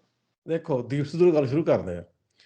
ਤੁਹਾਨੂੰ ਯਾਦ ਹੋਣਾ, ਤੁਸੀਂ ਦੀਪ ਸਿੱਧੂ ਨਾਲ ਮੇਰਾ ਰਾਬਤਾ ਕਰਾਇਆ ਸੀ ਪਹਿਲੀ ਵਾਰੀ, ਤੇ ਉਦੋਂ ਬਾਅਦ ਲਗਾਤਾਰ ਸਾਡੀ ਗੱਲ ਹੁੰਦੀ ਰਹੀ, ਜਿਵੇਂ ਰੋਜ਼ ਵਾਂਗੂ ਗੱਲਬਾਤ ਵੀ ਲੰਮੀ ਹੁੰਦੀ ਸੀ 2-3 ਘੰਟੇ। ਸੋ ਦੀਪ ਸਿੱਧੂ ਨਾਲ ਮੇਰਾ ਕਾਫੀ ਚੰਗਾ ਰਾਬਤਾ ਰਿਹਾ। ਜਦੋਂ ਤੁਸੀਂ ਪਹਿਲੀ ਵਾਰੀ ਕਿਹਾ ਬਾਈ ਦੀਪ ਨੇ ਗੱਲ ਕਰਨੀ, ਆ ਲਓ ਕਿਸਾਨ ਮੋਰਚੇ ਤੋਂ, ਉਦੋਂ ਬਾਅਦ ਮੈਂ ਦੀਪ ਸਿੱਧੂ ਇੱਕ ਬੰਦਾ ਵੇਖਿਆ ਜਿਹਦੇ ਨਾਲ ਗੱਲ ਕਰੀਦੀ ਸੀ ਤੇ ਉਹ ਗੱਲ ਪੂਰੀ ਨਹੀਂ ਸੀ ਕਰਨ ਦਿੰਦਾ। ਉਹ ਗੱਲ ਦਾ ਤੱਤ ਸਾਰਾ ਸਹੀ ਸਮਝ ਲੈਂਦਾ ਸੀ, ਤੇ ਮੈਨੂੰ ਕਦੇ ਨਹੀਂ ਲੱਗਿਆ ਵੀ ਇਹਨੇ ਮੇਰੀ ਗੱਲ ਇੰਟਰਪਟ ਕੀਤੀ ਹੈ, ਕਿਉਂਕਿ ਜੋ ਮੈਂ ਕਮਿਊਨੀਕੇਟ ਕਰਨਾ ਉਹਨੂੰ ਪਹਿਲੇ 5 ਸਕਿੰਟਾਂ 'ਚ ਹੋ ਗਿਆ। ਦੀਪ ਸਿੱਧੂ ਨਾਲ ਗੱਲ ਐਂ ਚੱਲਦੀ ਸੀ ਜਿਵੇਂ ਤੁਸੀਂ ਟੈਨਿਸ ਖੇਡਦੇ ਆ ਤੇ ਬਾਲ ਕਦੇ ਵੀ ਥੱਲੇ ਨਹੀਂ ਡਿੱਗਦੀ। ਸੋ ਦੀਪ ਸਿੱਧੂ ਜਿਹੜਾ ਹੈ, ਇੱਕ ਤਾਂ ਵਿਜ਼ਨਰੀ ਬੰਦਾ ਸੀ, ਪੜ੍ਹਿਆ ਲਿਖਿਆ ਸੀ। ਮੈਂ ਪੜ੍ਹੇ ਲਿਖੇ ਤੇ ਬਹੁਤ ਜ਼ਿਆਦਾ ਜ਼ੋਰ ਦਿੰਦਾ। ਜਿਹੜੀ ਯੂਨੀਵਰਸਿਟੀਆਂ 'ਚ ਇੰਨੇ ਲੰਮੇ ਸਾਲ ਲਾ ਕੇ ਜਿਹੜੀ ਫਾਰਮਲ ਐਜੂਕੇਸ਼ਨ ਲੈਣੀ ਹੈ, ਉਹਨੂੰ ਮਖੌਲ ਨਹੀਂ ਸਮਝਣਾ ਚਾਹੀਦਾ। ਜਿਨ੍ਹਾਂ ਨੇ ਲਈ ਹੈ ਉਹਨਾਂ ਦੀ ਇੱਕ ਕਮਾਈ ਹੈ, ਉਹਨਾਂ ਦਾ ਇੱਕ ਪੱਧਰ ਹੈ ਜਿਹੜਾ ਅਨਪੜ੍ਹ ਬੰਦਿਆਂ ਦਾ ਨਹੀਂ ਹੋ ਸਕਦਾ। ਅਨਪੜ੍ਹ ਬੰਦਾ ਬ੍ਰਹਮ ਗਿਆਨੀ ਹੋ ਸਕਦਾ, ਉੱਚਾ ਸੁੱਚਾ ਹੋ ਸਕਦਾ, ਪਰ ਜਿਹੜੀ ਐਕਸਪਰਟੀਜ਼ ਖਾਸ ਫੀਲਡ ਦੀ ਪੜ੍ਹੇ ਲਿਖੇ ਬੰਦੇ ਕੋਲੇ ਹੈ, ਉਹ ਪੜ੍ਹਾਈ ਲਿਖਾਈ ਤੋਂ ਬਿਨਾਂ ਕਿਸੇ ਦੇ ਵਿੱਚ ਆ ਨਹੀਂ ਸਕਦੀ। ਦੀਪ ਸਿੱਧੂ ਇੱਕ ਜੀਨੀਅਸ ਬੰਦਾ ਸੀ, ਜਿਹਦੇ ਕੋਲੇ ਫਾਰਮਲ ਐਜੂਕੇਸ਼ਨ ਵੀ ਚੰਗੀ ਸੀ, ਜਿਹਦਾ ਲਾਈਫ ਦਾ ਬਹੁਤ ਕਿਸਮ ਦਾ ਤਜਰਬਾ ਵੀ ਚੰਗਾ ਸੀ, ਤੇ ਜਿਹੜਾ ਪੰਥ ਨੂੰ ਸੁਹਿਰਦ ਵੀ ਸੀ, ਤੇ ਜਿਹਨੂੰ ਲੀਡਰ ਬਣਨ ਦੀ ਅੱਗ ਵੀ ਨਹੀਂ ਸੀ ਲੱਗੀ, ਜਿਹਦੇ 'ਚ ਸਬਰ ਸੀ। ਉਹ ਉਸ ਗੱਲ ਤੇ ਤੋਂ ਆਉਂਦਾ ਹੀ ਨਹੀਂ ਸੀ। ਜਿਹੜੀ ਗੱਲ ਇਸ ਪਾਸੇ ਨੂੰ ਜਾਂਦੀ ਸੀ ਵੀ ਦੀਪ ਸਿੱਧੂ ਪੋਲੀਟੀਕਲੀ ਲੀਡਰ ਦੇ ਤੌਰ ਤੇ ਕਿਵੇਂ ਐਸਟੈਬਲਿਸ਼ ਹੋਵੇ, ਉਸ ਗੱਲ ਤੇ ਤੋਂ ਆਉਂਦਾ ਹੀ ਨਹੀਂ ਸੀ। ਉਹਦਾ ਤਾਂ ਫੋਕਸ ਜਿਹੜਾ ਸੀ ਉਹ ਮਸਲਿਆਂ ਤੇ ਹੁੰਦਾ ਸੀ। ਤੇ ਮੈਂ ਤੁਹਾਡੇ ਨਾਲ ਇਮਾਨਦਾਰੀ ਨਾਲ ਗੱਲ ਕਰਨੀ ਚਾਹੁੰਦਾ, ਮੇਰੀ ਦੀਪ ਸਿੱਧੂ ਬਾਰੇ ਕੋਈ ਚੰਗੀ ਰਾਏ ਨਹੀਂ ਸੀ। ਮੈਂ ਸਮਝਦਾ ਐਕਟਰ ਲੀਡ ਕਰਨਗੇ ਸਾਨੂੰ। ਮੈਂ ਤੁਹਾਨੂੰ ਕਿਹਾ ਵੀ ਸੀ ਇੱਕ ਵਾਰੀ ਵੀ ਤੂੰ ਹੁਣ ਇਹ ਸਾਨੂੰ ਲੀਡ ਕਰਨਗੇ, ਕੌਣ ਹੁੰਦੇ ਆ? ਉਦੋਂ ਬਾਅਦ ਤੁਸੀਂ ਕਿਹਾ, ਮੈਂ ਕਿਹਾ ਚਲੋ ਗੱਲ ਕਰ ਲੈਂਦੇ ਆ। ਮੈਂ ਗੱਲ ਕੀਤੀ ਤੇ ਉਹ ਤਾਂ ਹੀਰਾ ਬੰਦਾ ਸੀ। ਉਹੋ ਜਿਹੇ ਬੰਦੇ ਸਾਨੂੰ ਚਾਹੀਦੇ ਆ, ਤੇ ਉਹ ਬਹੁਤ ਸਾਨੂੰ ਉਹਦਾ ਵੱਡਾ ਲੋਸ ਹੋਇਆ। ਸਟੇਟ ਨੂੰ ਪਤਾ ਸੀ ਵੀ ਇਹ ਬੰਦੇ 'ਚ ਪੋਟੈਂਸ਼ੀਅਲ ਹੈ, ਸਟੇਟ ਨੇ ਉਹਨੂੰ ਖਤਮ ਕੀਤਾ, ਤੇ ਸਾਨੂੰ ਉਹਦਾ ਨਾਂ ਪੂਰਾ ਹੋਣ ਵਾਲਾ ਘਾਟਾ ਪਿਆ। ਇਹ ਰਣਦੀਪ ਸਿੱਧੂ ਦੀ ਗੱਲ ਆ। ਹੁਣ ਇਹ ਤੁਸੀਂ ਗੱਲ ਕੀਤੀ ਹੈ ਲੀਡਰਸ਼ਿਪ ਕਿਹਦੇ ਕੋਲੇ ਹੋਵੇ। ਇੱਕ ਬੰਦੇ ਨੂੰ ਲੀਡਰਸ਼ਿਪ ਦੇਣ ਦਾ ਮਤਲਬ ਹੈ ਖੁਦਕੁਸ਼ੀ। ਇੱਕ ਬੰਦੇ ਨੂੰ ਲੀਡਰਸ਼ਿਪ ਦੇਣ ਦਾ ਮਤਲਬ ਹੈ ਇੰਨੀਆਂ ਬਰਬਾਦੀਆਂ, ਨਸਲਕੁਸ਼ੀਆਂ, ਖੱਜਲ ਖੁਆਰੀਆਂ, ਤਬਾਹੀਆਂ ਤੋਂ ਬਾਅਦ ਅਸੀਂ ਕੁਛ ਨਹੀਂ ਸਿੱਖਿਆ। ਅਸੀਂ ਕੋਈ ਗੱਲ ਸਮਝਣ ਦੀ ਕੋਸ਼ਿਸ਼ ਹੀ ਨਹੀਂ ਕੀਤੀ। ਮਹਾਰਾਜਾ ਰਣਜੀਤ ਸਿੰਘ ਇੱਕ ਮਹਾਨ ਹਸਤੀ ਸੀ ਜਿਨ੍ਹਾਂ ਦੀ ਕੌਮ ਨੂੰ ਮਹਾਨ ਦੇਣ ਹੈ। ਪਰ ਜੇ ਮਹਾਰਾਜਾ ਰਣਜੀਤ ਸਿੰਘ ਨੇ ਸਿੱਖ ਪਾਰਲੀਮੈਂਟ ਬਣਾਈ ਹੁੰਦੀ, ਪਾਰਲੀਮੈਂਟ ਕੋਲ ਡਿਸੀਜਨ ਹੁੰਦਾ, ਸਿੱਖ ਰਾਜ ਕਦੇ ਖਤਮ ਨਹੀਂ ਸੀ ਹੋਣਾ, ਕੁਛ ਨਹੀਂ ਸੀ ਹੋਣਾ। ਮਹਾਰਾਜਾ ਰਣਜੀਤ ਸਿੰਘ ਨੇ ਪਾਰਲੀਮੈਂਟ ਨਹੀਂ ਬਣਾਈ, ਮਤਲਬ ਸਿੱਖ ਰਾਜ ਦੇ ਵਿੱਚ ਸਰਦਾਰ ਹਰੀ ਸਿੰਘ ਨਲੂਏ ਵਰਗੇ ਵਿਦਵਾਨ ਜਰਨੈਲ ਸੀ ਜਿਹੜੇ ਯੂਰਪੀਅਨ ਲੈਂਗੁਏਜਸ ਜਾਣਦੇ ਸੀ, ਜਿਨ੍ਹਾਂ ਨੇ ਯੂਰਪੀਅਨ ਮੁਲਕਾਂ ਦੇ ਕੌਂਸਟੀਟਿਊਸ਼ਨ ਪੜ੍ਹੇ ਹੋਏ ਸੀ, ਵਿਜ਼ਨਰੀ ਬੰਦੇ ਸੀ। ਉਹ ਮੈਂ ਨਹੀਂ ਕਹਿੰਦਾ ਸਰਦਾਰ ਹਰੀ ਸਿੰਘ ਨਲੂਆ ਬਾਦਸ਼ਾਹ ਬਣਨਾ ਚਾਹੀਦਾ ਸੀ।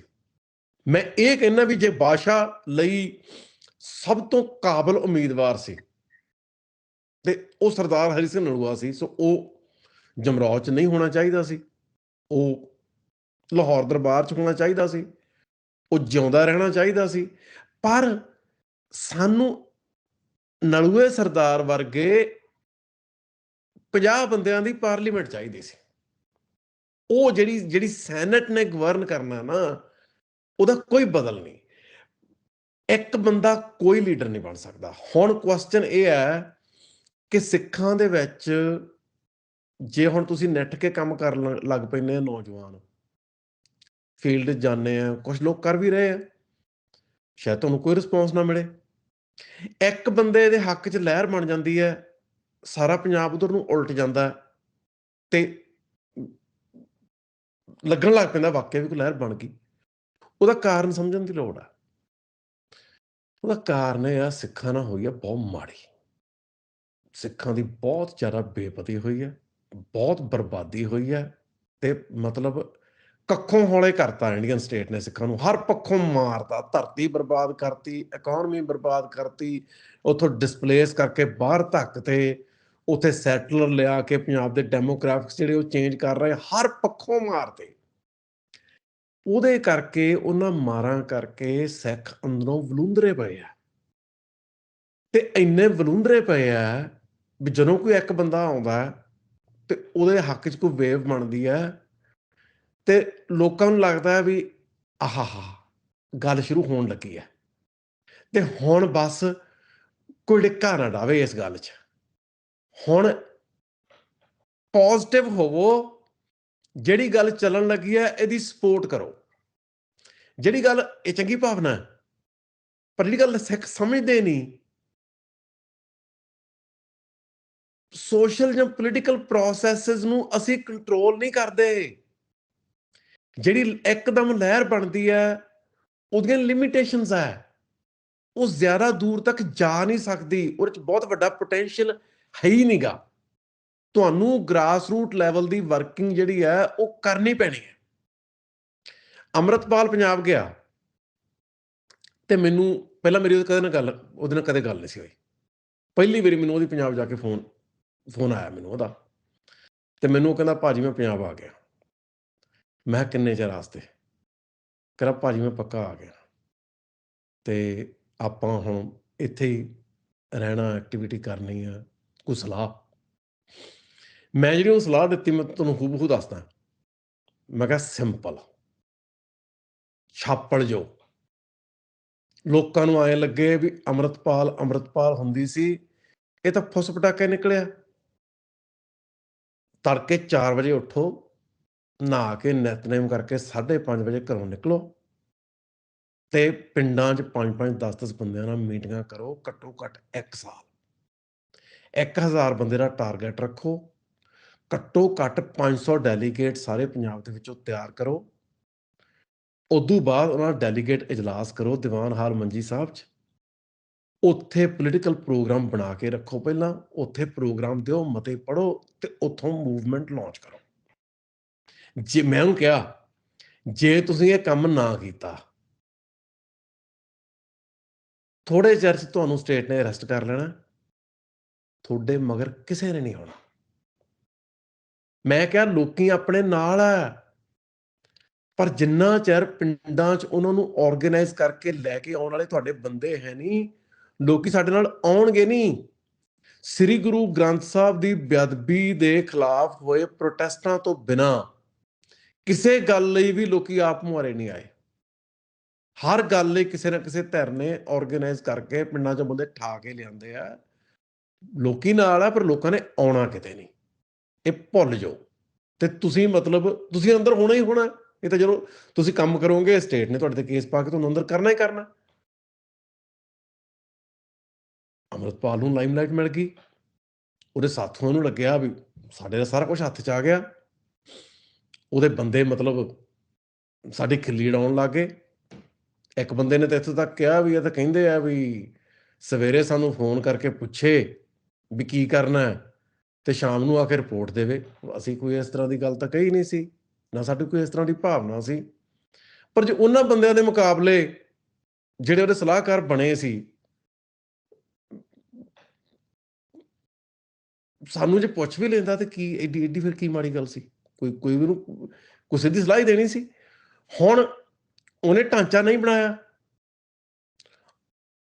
ਗਾਂ ਹੁਣ ਜੋ ਕੁਝ ਹੋ ਰਿਹਾ ਹੈ, ਗੱਲ ਕਿੱਧਰ ਨੂੰ ਜਾ ਵੜੀ, ਉਹ ਗੱਲਾਂ ਆਪਾਂ ਨੂੰ ਕਰਨ ਦੀ ਲੋੜ ਨਹੀਂ। ਮੈਂ ਗੱਲ ਕੀ ਕਹਿ ਰਿਹਾ, ਇੱਕ ਯੰਗ ਫਾਰਮਲ ਐਜੂਕੇਸ਼ਨ ਤੋਂ ਵਿਰਵੇ ਨੌਜਵਾਨ ਨੂੰ ਛੱਡ ਦਿਓ, ਇੱਕ ਮੈਚਿਓਰ 50-60 ਸਾਲ ਦਾ ਪੜ੍ਹਿਆ ਲਿਖਿਆ PhD ਬੰਦਾ ਪੰਜਾਬ 'ਚ ਭੇਜ ਦਿਓ, ਉਹਦੇ ਹੱਕ 'ਚ ਲਹਿਰ ਬਣ ਜੇ। ਉਸ ਲਹਿਰ ਨੇ ਵੀ ਕਿਤੇ ਨਹੀਂ ਜਾਣਾ। ਇਹ ਮਾਡਲ ਗਲਤ ਹੈ। ਇਸ ਮਾਡਲ ਦਾ ਕੋਈ ਪੋਟੈਂਸ਼ੀਅਲ ਨਹੀਂ। ਸਿਰਫ ਤੇ ਸਿਰਫ ਕਲੈਕਟਿਵ ਲੀਡਰਸ਼ਿਪ ਸਿੱਖਾਂ ਦੀ ਲੋੜ ਹੈ। ਹੁਣ ਜਦੋਂ ਆਪਾਂ ਲੋਕਾਂ ਨਾਲ ਗੱਲ ਕਰੀਦੀ ਹੈ ਤੇ ਬਹੁਤ ਸਾਰੇ ਬੰਦੇ ਸਿੰਸੀਅਰਲੀ ਇਹ ਗੱਲ ਕਹਿੰਦੇ ਆ, ਨਹੀਂ ਜੀ ਨਹੀਂ, ਸਿੱਖਾਂ 'ਚ ਨਹੀਂ ਇਹ ਵਰਕਿੰਗ ਕਮੇਟੀ ਵਾਲਾ ਮਾਡਲ ਚੱਲਣਾ, ਇੱਥੇ ਤਾਂ ਇੱਕ ਬੰਦਾ ਚਾਹੀਦਾ। ਜੇ ਸਿੱਖਾਂ 'ਚ ਇਹ ਮਾਡਲ ਨਹੀਂ ਚੱਲਣਾ, ਇਹਦਾ ਅਰਥ ਇਹ ਹੈ ਕਿ ਸਿੱਖ ਕੋਈ ਸੰਜੀਦਾ ਲੜਾਈ ਲੜਨ ਲਈ ਤਿਆਰ ਹੀ ਨਹੀਂ। ਜੇ ਸਿੱਖਾਂ ਨੂੰ 21 memory 31 memory 51 memory working committee ਬਣਾ ਕੇ ਸਰਬਸੰਮਤੀ ਨਾਲ ਫੈਸਲੇ ਨਹੀਂ ਲੈਣੇ ਆਉਂਦੇ, ਗੁਰਮਤੇ ਦੀ ਪਰੰਪਰਾ ਵਾਲਾ ਸੱਭਿਆਚਾਰ ਪੈਦਾ ਨਹੀਂ ਕਰਨਾ ਆਉਂਦਾ, ਫਿਰ ਸਿੱਖਾਂ ਨੂੰ ਆਪਣੇ ਆਪ ਨੂੰ ਉਹਦੇ ਲਈ ਤਿਆਰ ਕਰਨਾ ਚਾਹੀਦਾ। ਹੁਣ ਗੁਰਮਤਾ ਹੈ ਜਿਹੜਾ, ਉਹ 18ਵੀਂ ਸਦੀ 'ਚ ਸਿੱਖਾਂ ਦੀ ਕਾਮਯਾਬੀ ਦਾ ਮੂਲ ਆਧਾਰ ਰਿਹਾ। ਗੁਰਮਤਾ ਐਂ ਥੋੜ੍ਹਾ ਸੀ ਵੀ ਇੱਕ ਆਈਡੀਆ ਸੀ। ਗੁਰਮਤਾ ਇੱਕ ਸੱਭਿਆਚਾਰ ਸੀ ਜਿਹਦੇ 'ਚ ਬੰਦਿਆਂ ਨੇ ਆਪੇ ਤੋਂ ਅੱਗੇ ਪੰਥ ਰੱਖਿਆ। ਪੰਥ ਵਸੇ ਮੈਂ ਉੱਜਣਾ, ਇਹ ਹਰ ਬੰਦੇ ਦਾ ਸੱਚਾ ਸੁੱਚਾ ਅਹਿਸਾਸ ਸੀ। ਹੁਣ ਗੁਰਮਤੇ ਦੀ ਪਰੰਪਰਾ ਦੀ ਰਿਵਾਈਵਲ ਹੋ ਰਹੀ ਹੈ, ਰਿਵਾਈਵਲ ਦੀ ਗੱਲ ਹੋ ਰਹੀ ਹੈ ਉਹਨਾਂ ਲੋਕਾਂ ਵੱਲੋਂ ਜਿਹੜੇ ਬਹੁਤ ਵਿਸ਼ੀਅਸ ਲੈਵਲ ਤੇ ਜਾ ਕੇ ਆਪਣੇ ਧੜੇ ਦਾ ਕੰਟਰੋਲ ਚਾਹੁੰਦੇ ਆ। ਕਿਸੇ ਵਿਅਕਤੀ ਜਾਂ ਧੜੇ ਦੇ ਕੰਟਰੋਲ ਦਾ ਆਈਡੀਆ ਜਦੋਂ ਤੱਕ ਤੁਹਾਡੇ ਮਨ 'ਚ ਮਾੜਾ ਮੋਟਾ ਵੀ ਹੈਗਾ, ਤੁਸੀਂ ਗੁਰਮਤੇ ਦੇ ਤਾਂ ਆ ਹੀ ਨਹੀਂ ਸਕਦੇ। ਗੁਰਮਤੇ ਦਾ ਮਤਲਬ ਇਹ ਹੈ ਵੀ 10 ਸਿੱਖ ਬੈਠੇ ਆ, ਉੱਥੇ ਹਰ ਸਿੱਖ ਇੱਕ ਸਿੱਖ ਹੈ। ਉਹਨੇ ਇਹ ਨਹੀਂ ਕਹਿਣਾ ਵੀ ਮੇਰਾ ਆਹ ਰੁਤਬਾ ਹੈ, ਮੇਰੇ ਰੁਤਬੇ ਦੇ ਆਧਾਰ ਤੇ ਮੇਰੀ ਗੱਲ ਸੁਣੀ ਜਾਵੇ। ਉਹਨੇ ਹਰ ਬੰਦੇ ਨੇ ਆਪਦੀ ਗੱਲ ਕਹਿਣੀ ਹੈ, ਨਾ ਕਿਸੇ ਦੀ ਉਮਰ ਦਾ ਲਿਹਾਜ਼ ਹੈ, ਨਾ ਕਿਸੇ ਦੇ ਰੁਤਬੇ ਦਾ। ਹੁਣ ਜਦੋਂ ਨਵਾਬੀ ਦੀ ਪੇਸ਼ਕਸ਼ ਆਈ ਹੈ, ਉਸ ਵੇਲੇ ਪੰਥ ਦੇ ਆਗੂ, ਬਜ਼ੁਰਗ, ਵਿਦਵਾਨ, ਜਰਨੈਲ ਦੀਵਾਨ ਦਰਬਾਰਾ ਸਿੰਘ ਸੀ। ਤੇ ਜਦੋਂ ਪੇਸ਼ਕਸ਼ ਆਈ, ਉਹ ਕਹਿੰਦੇ ਵੀ ਨਹੀਂ, ਅਸੀਂ ਨਹੀਂ, ਅਸੀਂ ਤਾਂ ਪਾਤਸ਼ਾਹੀ ਗੁਰੂ ਸਾਹਿਬ ਤੋਂ ਲੈਣੀ ਹੈ, ਅਸੀਂ ਨਵਾਬੀਆਂ ਨਹੀਂ ਲੈਣੀਆਂ। ਤੇ ਸੰਗਤ ਨੇ, ਬਾਕੀ ਸਿੱਖਾਂ ਨੇ, ਜਿਹੜੇ ਨੁਮਾਇੰਦਾ ਸਿੱਖਾਂ ਨੇ ਕਿਹਾ ਵੀ ਨਹੀਂ ਲੈਣੀ ਚਾਹੀਦੀ ਹੈ, ਤੇ ਉਹ ਮੰਨ ਕੇ ਲੈਣੀ ਚਾਹੀਦੀ ਹੈ। ਨਵਾਬੀ ਆਈ ਕਿਵੇਂ? ਸ੍ਰੀ ਅਕਾਲ ਤਖਤ ਸਾਹਿਬ ਤੇ ਸਰਬੱਤ ਖਾਲਸਾ ਹੋਇਆ। ਇੱਕ ਨੌਜਵਾਨ ਸਰਦਾਰ ਕਪੂਰ ਸਿੰਘ ਨੇ ਸੁਝਾਅ ਦਿੱਤਾ ਬਈ ਲਾਹੌਰ ਤੋਂ ਦਿੱਲੀ ਜਾਂਦੇ ਸਾਰੇ ਰਾਹਾਂ ਦੀ ਨਾਕਾਬੰਦੀ ਕਰਕੇ ਸ਼ਾਹੀ ਖਜ਼ਾਨਾ ਲੁੱਟਿਆ ਜਾਵੇ, ਸਰਕਾਰ ਆਪਣੇ ਪੈਰੀਂ ਡਿੱਗੂਗੀ। ਸਰਦਾਰਾਂ ਨੇ ਇਹ ਨਹੀਂ ਕਿਹਾ ਬਈ ਤੂੰ ਕੌਣ ਹੈ, ਕੱਲ ਦਾ ਜਵਾਕ ਹੈ, ਸਾਨੂੰ ਕਿਵੇਂ ਦੱਸੇਗਾ। ਸਰਦਾਰਾਂ ਨੇ ਇਹ ਕਿਹਾ ਵੀ ਹਾਂ, ਉਹਨਾਂ ਦੀ ਗੱਲ ਨੂੰ ਗੱਲ ਦੇ ਤੌਰ ਤੇ ਸੁਣਿਆ, ਆਈਡੀਆ ਨੂੰ ਐਜ਼ ਆਈਡੀਆ ਲਿਆ, ਉਹਨਾਂ ਨੂੰ ਕਲਿੱਕ ਕੀਤਾ, ਉਹਨਾਂ ਨੇ ਕਿਹਾ ਨੌਜਵਾਨ ਦੀ ਗੱਲ ਠੀਕ ਹੈ। ਇਸੇ ਕਰਕੇ ਜਦੋਂ ਨਵਾਬੀ ਆਈ ਉਹ ਸਰਦਾਰ ਕਪੂਰ ਸਿੰਘ ਨੂੰ ਦਿੱਤੀ, ਕਿਉਂਕਿ ਸਰਦਾਰ ਕਪੂਰ ਸਿੰਘ ਕਰਕੇ ਮੁੱਖ ਤੌਰ ਤੇ ਆਈ ਸੀ। ਨਾਕਾਬੰਦੀ ਜਿਹੜੀ ਕੀਤੀ ਸਾਰੇ ਰਾਹਾਂ ਦੀ, ਉਹਦੇ 'ਚ ਹੋਰ ਵੀ ਸਿੱਖ ਜਿਹੜੇ ਮੋਹਤਬਰ ਜਰਨੈਲ ਸੀ ਉਹਨਾਂ ਦਾ ਰੋਲ ਸੀ, ਪਰ ਲੀਡਿੰਗ ਜਿਹੜੀ ਭੂਮਿਕਾ ਉਹ ਸਰਦਾਰ ਕਪੂਰ ਸਿੰਘ ਦੀ ਸੀ ਤੇ ਉਹੀ ਨਵਾਬ ਕਪੂਰ ਸਿੰਘ ਬਣੇ। ਸੋ ਜਿਹੜਾ ਗੁਰਮਤੇ ਦੀ ਪਰੰਪਰਾ ਹੈ ਜਿਹੜੀ, ਉਹਦਾ ਆਧਾਰ ਹੈ ਪੰਥ ਲਈ ਨਿਸ਼ਕਾਮ ਸੇਵਾ ਦੀ ਭਾਵਨਾ। ਪੰਥ ਲਈ ਸੇਵਾ ਦੇ ਵਿੱਚੋਂ ਕੋਈ ਜਿਹੜਾ ਫਲ ਹਾਸਲ ਕਰਨ ਦੀ ਭੁੱਖ ਨਾ ਰੱਖਣੀ, ਪੰਥ ਨੂੰ ਸੇਵਾ ਦੇ ਨਾਂ ਤੇ ਕੰਟਰੋਲ ਕਰਨ ਦੀ ਕੋਸ਼ਿਸ਼ ਨਾ ਕਰਨੀ। ਇਹ ਤਾਂ ਸਿੱਖਾਂ ਦੇ ਆਤਮਿਕ ਜੀਵਨ ਦਾ ਰੰਗ ਹੈ। ਸਿੱਖਾਂ ਦੇ ਆਤਮਿਕ ਜੀਵਨ ਦੇ ਰੰਗ ਜਿਹੜੇ ਆ, ਜੇ ਅਲੋਪ ਹੋ ਰਹੇ ਆ ਤੇ ਸਿੱਖ ਮਰ ਰਹੇ ਆ। ਜੋ ਰੰਗ ਖਿੜਨਗੇ ਸਿੱਖ ਆਬਾਦ ਹੋਣਗੇ। ਪਰ ਮੈਂ ਇਹ ਨਹੀਂ ਕਹਿੰਦਾ ਵੀ ਸਿੱਖ ਜਿਹੜੇ ਆ ਉਹ ਪਹਿਲਾਂ ਸਪਿਰਿਚੁਅਲੀ ਸਟਰੋਂਗ ਹੋਣ, ਰਿਲੀਜੀਅਸ ਰਿਫਾਰਮ ਕਰਨ, ਫਿਰ ਉਹ ਖਾਲਿਸਤਾਨ ਦੀ ਮੰਗ ਕਰਨ। ਮੇਰਾ ਇਹ ਮਤਲਬ ਨਹੀਂਗਾ। ਜਿਹੜੀ ਭਗਤੀ ਜੰਗ ਦੇ ਮੈਦਾਨ 'ਚ ਹੁੰਦੀ ਹੈ, ਉਹ ਭਗਤੀ ਘਰੇ ਬਹਿ ਕੇ ਹੋ ਸਕਦੀ ਨਹੀਂ। ਭਗਤੀ ਜਦੋਂ ਤੁਸੀਂ ਮੌਤ ਨਾਲ ਖੇਡ ਰਹੇ ਆ, ਜਦੋਂ ਤੁਸੀਂ ਆਪਣਾ ਆਪ ਕਿਸੇ ਸੰਘਰਸ਼ ਨੂੰ ਸਮਰਪਿਤ ਕੀਤਾ, ਉਹੀ ਤੁਹਾਡੀ ਐਕਚੁਅਲ ਸਪਿਰਿਚੁਅਲ ਅਪਲਿਫਟਮੈਂਟ ਦਾ ਰਾਹ ਹੈ। ਅਰਦਾਸ, ਸੇਵਾ, ਸਿਮਰਨ, ਤਿੰਨ ਜਿਹੜੇ ਹਿੱਸੇ ਆ, ਜਿਹੜੀ ਸਿੱਖ ਆਤਮਿਕ ਰਹਿਣੀ ਦੇ, ਉਹਨਾਂ ਦੇ ਵਿੱਚ ਜਿਹੜੀ ਸੇਵਾ ਹੈ, ਉਹਦੇ 'ਚ ਪੋਲੀਟੀਕਲ ਜਿਹੜੀ ਐਕਟੀਵਿਟੀ ਹੈ ਉਹ ਉਹਦਾ ਪਾਰਟ ਹੈ। ਜੰਗ ਦਾ ਮੈਦਾਨ ਉਹਦਾ ਪਾਰਟ ਹੈ। ਸੋ ਸਿੱਖਾਂ ਨੇ ਲੜਦਿਆਂ ਖਾਲਿਸਤਾਨ ਲਈ ਸਮਰਪਿਤ ਰਹਿੰਦਿਆਂ, ਸੰਘਰਸ਼ ਕਰਦਿਆਂ ਆਪਣੇ ਆਪ ਨੂੰ ਆਤਮਿਕ ਤੌਰ ਤੇ ਉੱਚੇ ਚੁੱਕਣਾ ਹੈ। ਸਾਡੀ ਜੰਗ, ਸਾਡੀ ਜਿਹੜੀ ਮਤਲਬ ਸਪਿਰਿਚੁਅਲ ਐਕਸਰਸਾਈਜ਼ ਉਹ ਬਣਨੀ ਚਾਹੀਦੀ ਹੈ। ਉਹਦੇ ਵਿੱਚੋਂ ਗੁਰਮਤਾ ਨਿਕਲਣਾ ਹੈ। ਇੱਕ ਬੰਦਾ ਜੇ ਕੌਮ ਸਮਝਦੀ ਹੈ ਵੀ ਇੱਕ ਬੰਦਾ ਕੌਮ ਨੂੰ ਕਿਤੇ ਲੈ ਜਾਊਗਾ, ਕੌਮ ਨੇ ਕੁਝ ਸਿੱਖਿਆ ਨਹੀਂ। ਜੇ ਇੱਕ ਬੰਦਾ ਸਮਝਦਾ ਕਿ ਜੇ ਉਹਦੇ ਹੱਕ 'ਚ ਵੇਵ ਬਣ ਗਈ ਤੇ ਹੁਣ ਉਹਨੂੰ ਕੌਮ ਦਾ ਬੇਤਾਜ ਬਾਦਸ਼ਾਹ ਹੋਣਾ ਚਾਹੀਦਾ, ਉਹ ਬੰਦਾ ਸਵਾਰਥੀ ਹੈ, ਉਹ ਬੰਦਾ ਬੇਸਮਝ ਹੈ, ਉਹ ਬੰਦਾ ਲੰਮੇ ਸਮੇਂ ਵਾਸਤੇ ਕੌਮ ਦੀਆਂ ਜੜ੍ਹਾਂ 'ਚ ਤੇਲ ਦੇਣ ਦਾ ਕੰਮ ਕਰ ਰਿਹਾ, ਕੌਮ ਦਾ ਸਾਰਾ ਕੁਝ ਬਰਬਾਦ ਕਰਨ ਦਾ ਕੰਮ ਕਰ ਰਿਹਾ, ਕੋਈ ਪੋਜ਼ਿਟਿਵ ਕੰਟਰੀਬਿਊਸ਼ਨ ਨਹੀਂ ਦੇ ਰਿਹਾ। ਸੋ ਕਲੈਕਟਿਵ ਲੀਡਰਸ਼ਿਪ ਮਤਲਬ ਮੈਂ ਕਹਿੰਦਾ ਜਿਹਦਾ ਮਰਜ਼ੀ ਨਾਂ ਲੈ ਲਓ, ਸਾਡੇ ਕੋਲ ਵੱਡੇ ਨਾਂ ਹੈ। ਸਰਦਾਰ ਸਿਮਰਨਜੀਤ ਸਿੰਘ ਮਾਨ ਖਾਲਿਸਤਾਨ ਤੇ ਖੜੇ ਆ, ਸੀਨੀਅਰ ਹੈ, ਪੜ੍ਹੇ ਲਿਖੇ ਆ, ਬਹੁਤ ਚੰਗੀ ਜਿਹੜੀ ਸਿੱਖਾਂ ਦੀ ਨੁਮਾਇੰਦਗੀ ਕਰਨੀ ਚਾਹੁੰਦੇ ਆ, ਕਰਨ ਦੀ ਸਮਰੱਥਾ ਰੱਖਦੇ ਆ। ਸਰਦਾਰ ਗੁਰਤੇਜ ਸਿੰਘ IAS ਹੈ, ਵਿਦਵਾਨ ਹੈ, ਪੰਥ ਨੂੰ ਸਮਰਪਿਤ ਹੈ। ਕਿਸੇ ਥਿਓਰੈਟੀਕਲ ਨੁਕਤਿਆਂ ਤੇ ਸਾਡੇ ਮਤਭੇਦ ਹੋ ਸਕਦੇ ਆ, ਪਰ ਉਹਦੀ ਪੰਥ ਲਈ ਜਿਹੜੀ ਸਿੰਸੈਰਿਟੀ ਆ, ਸਾਨੂੰ ਕੋਈ ਸ਼ੱਕ ਹੀ ਨਹੀਂ ਉਹਦੇ ਤੇ।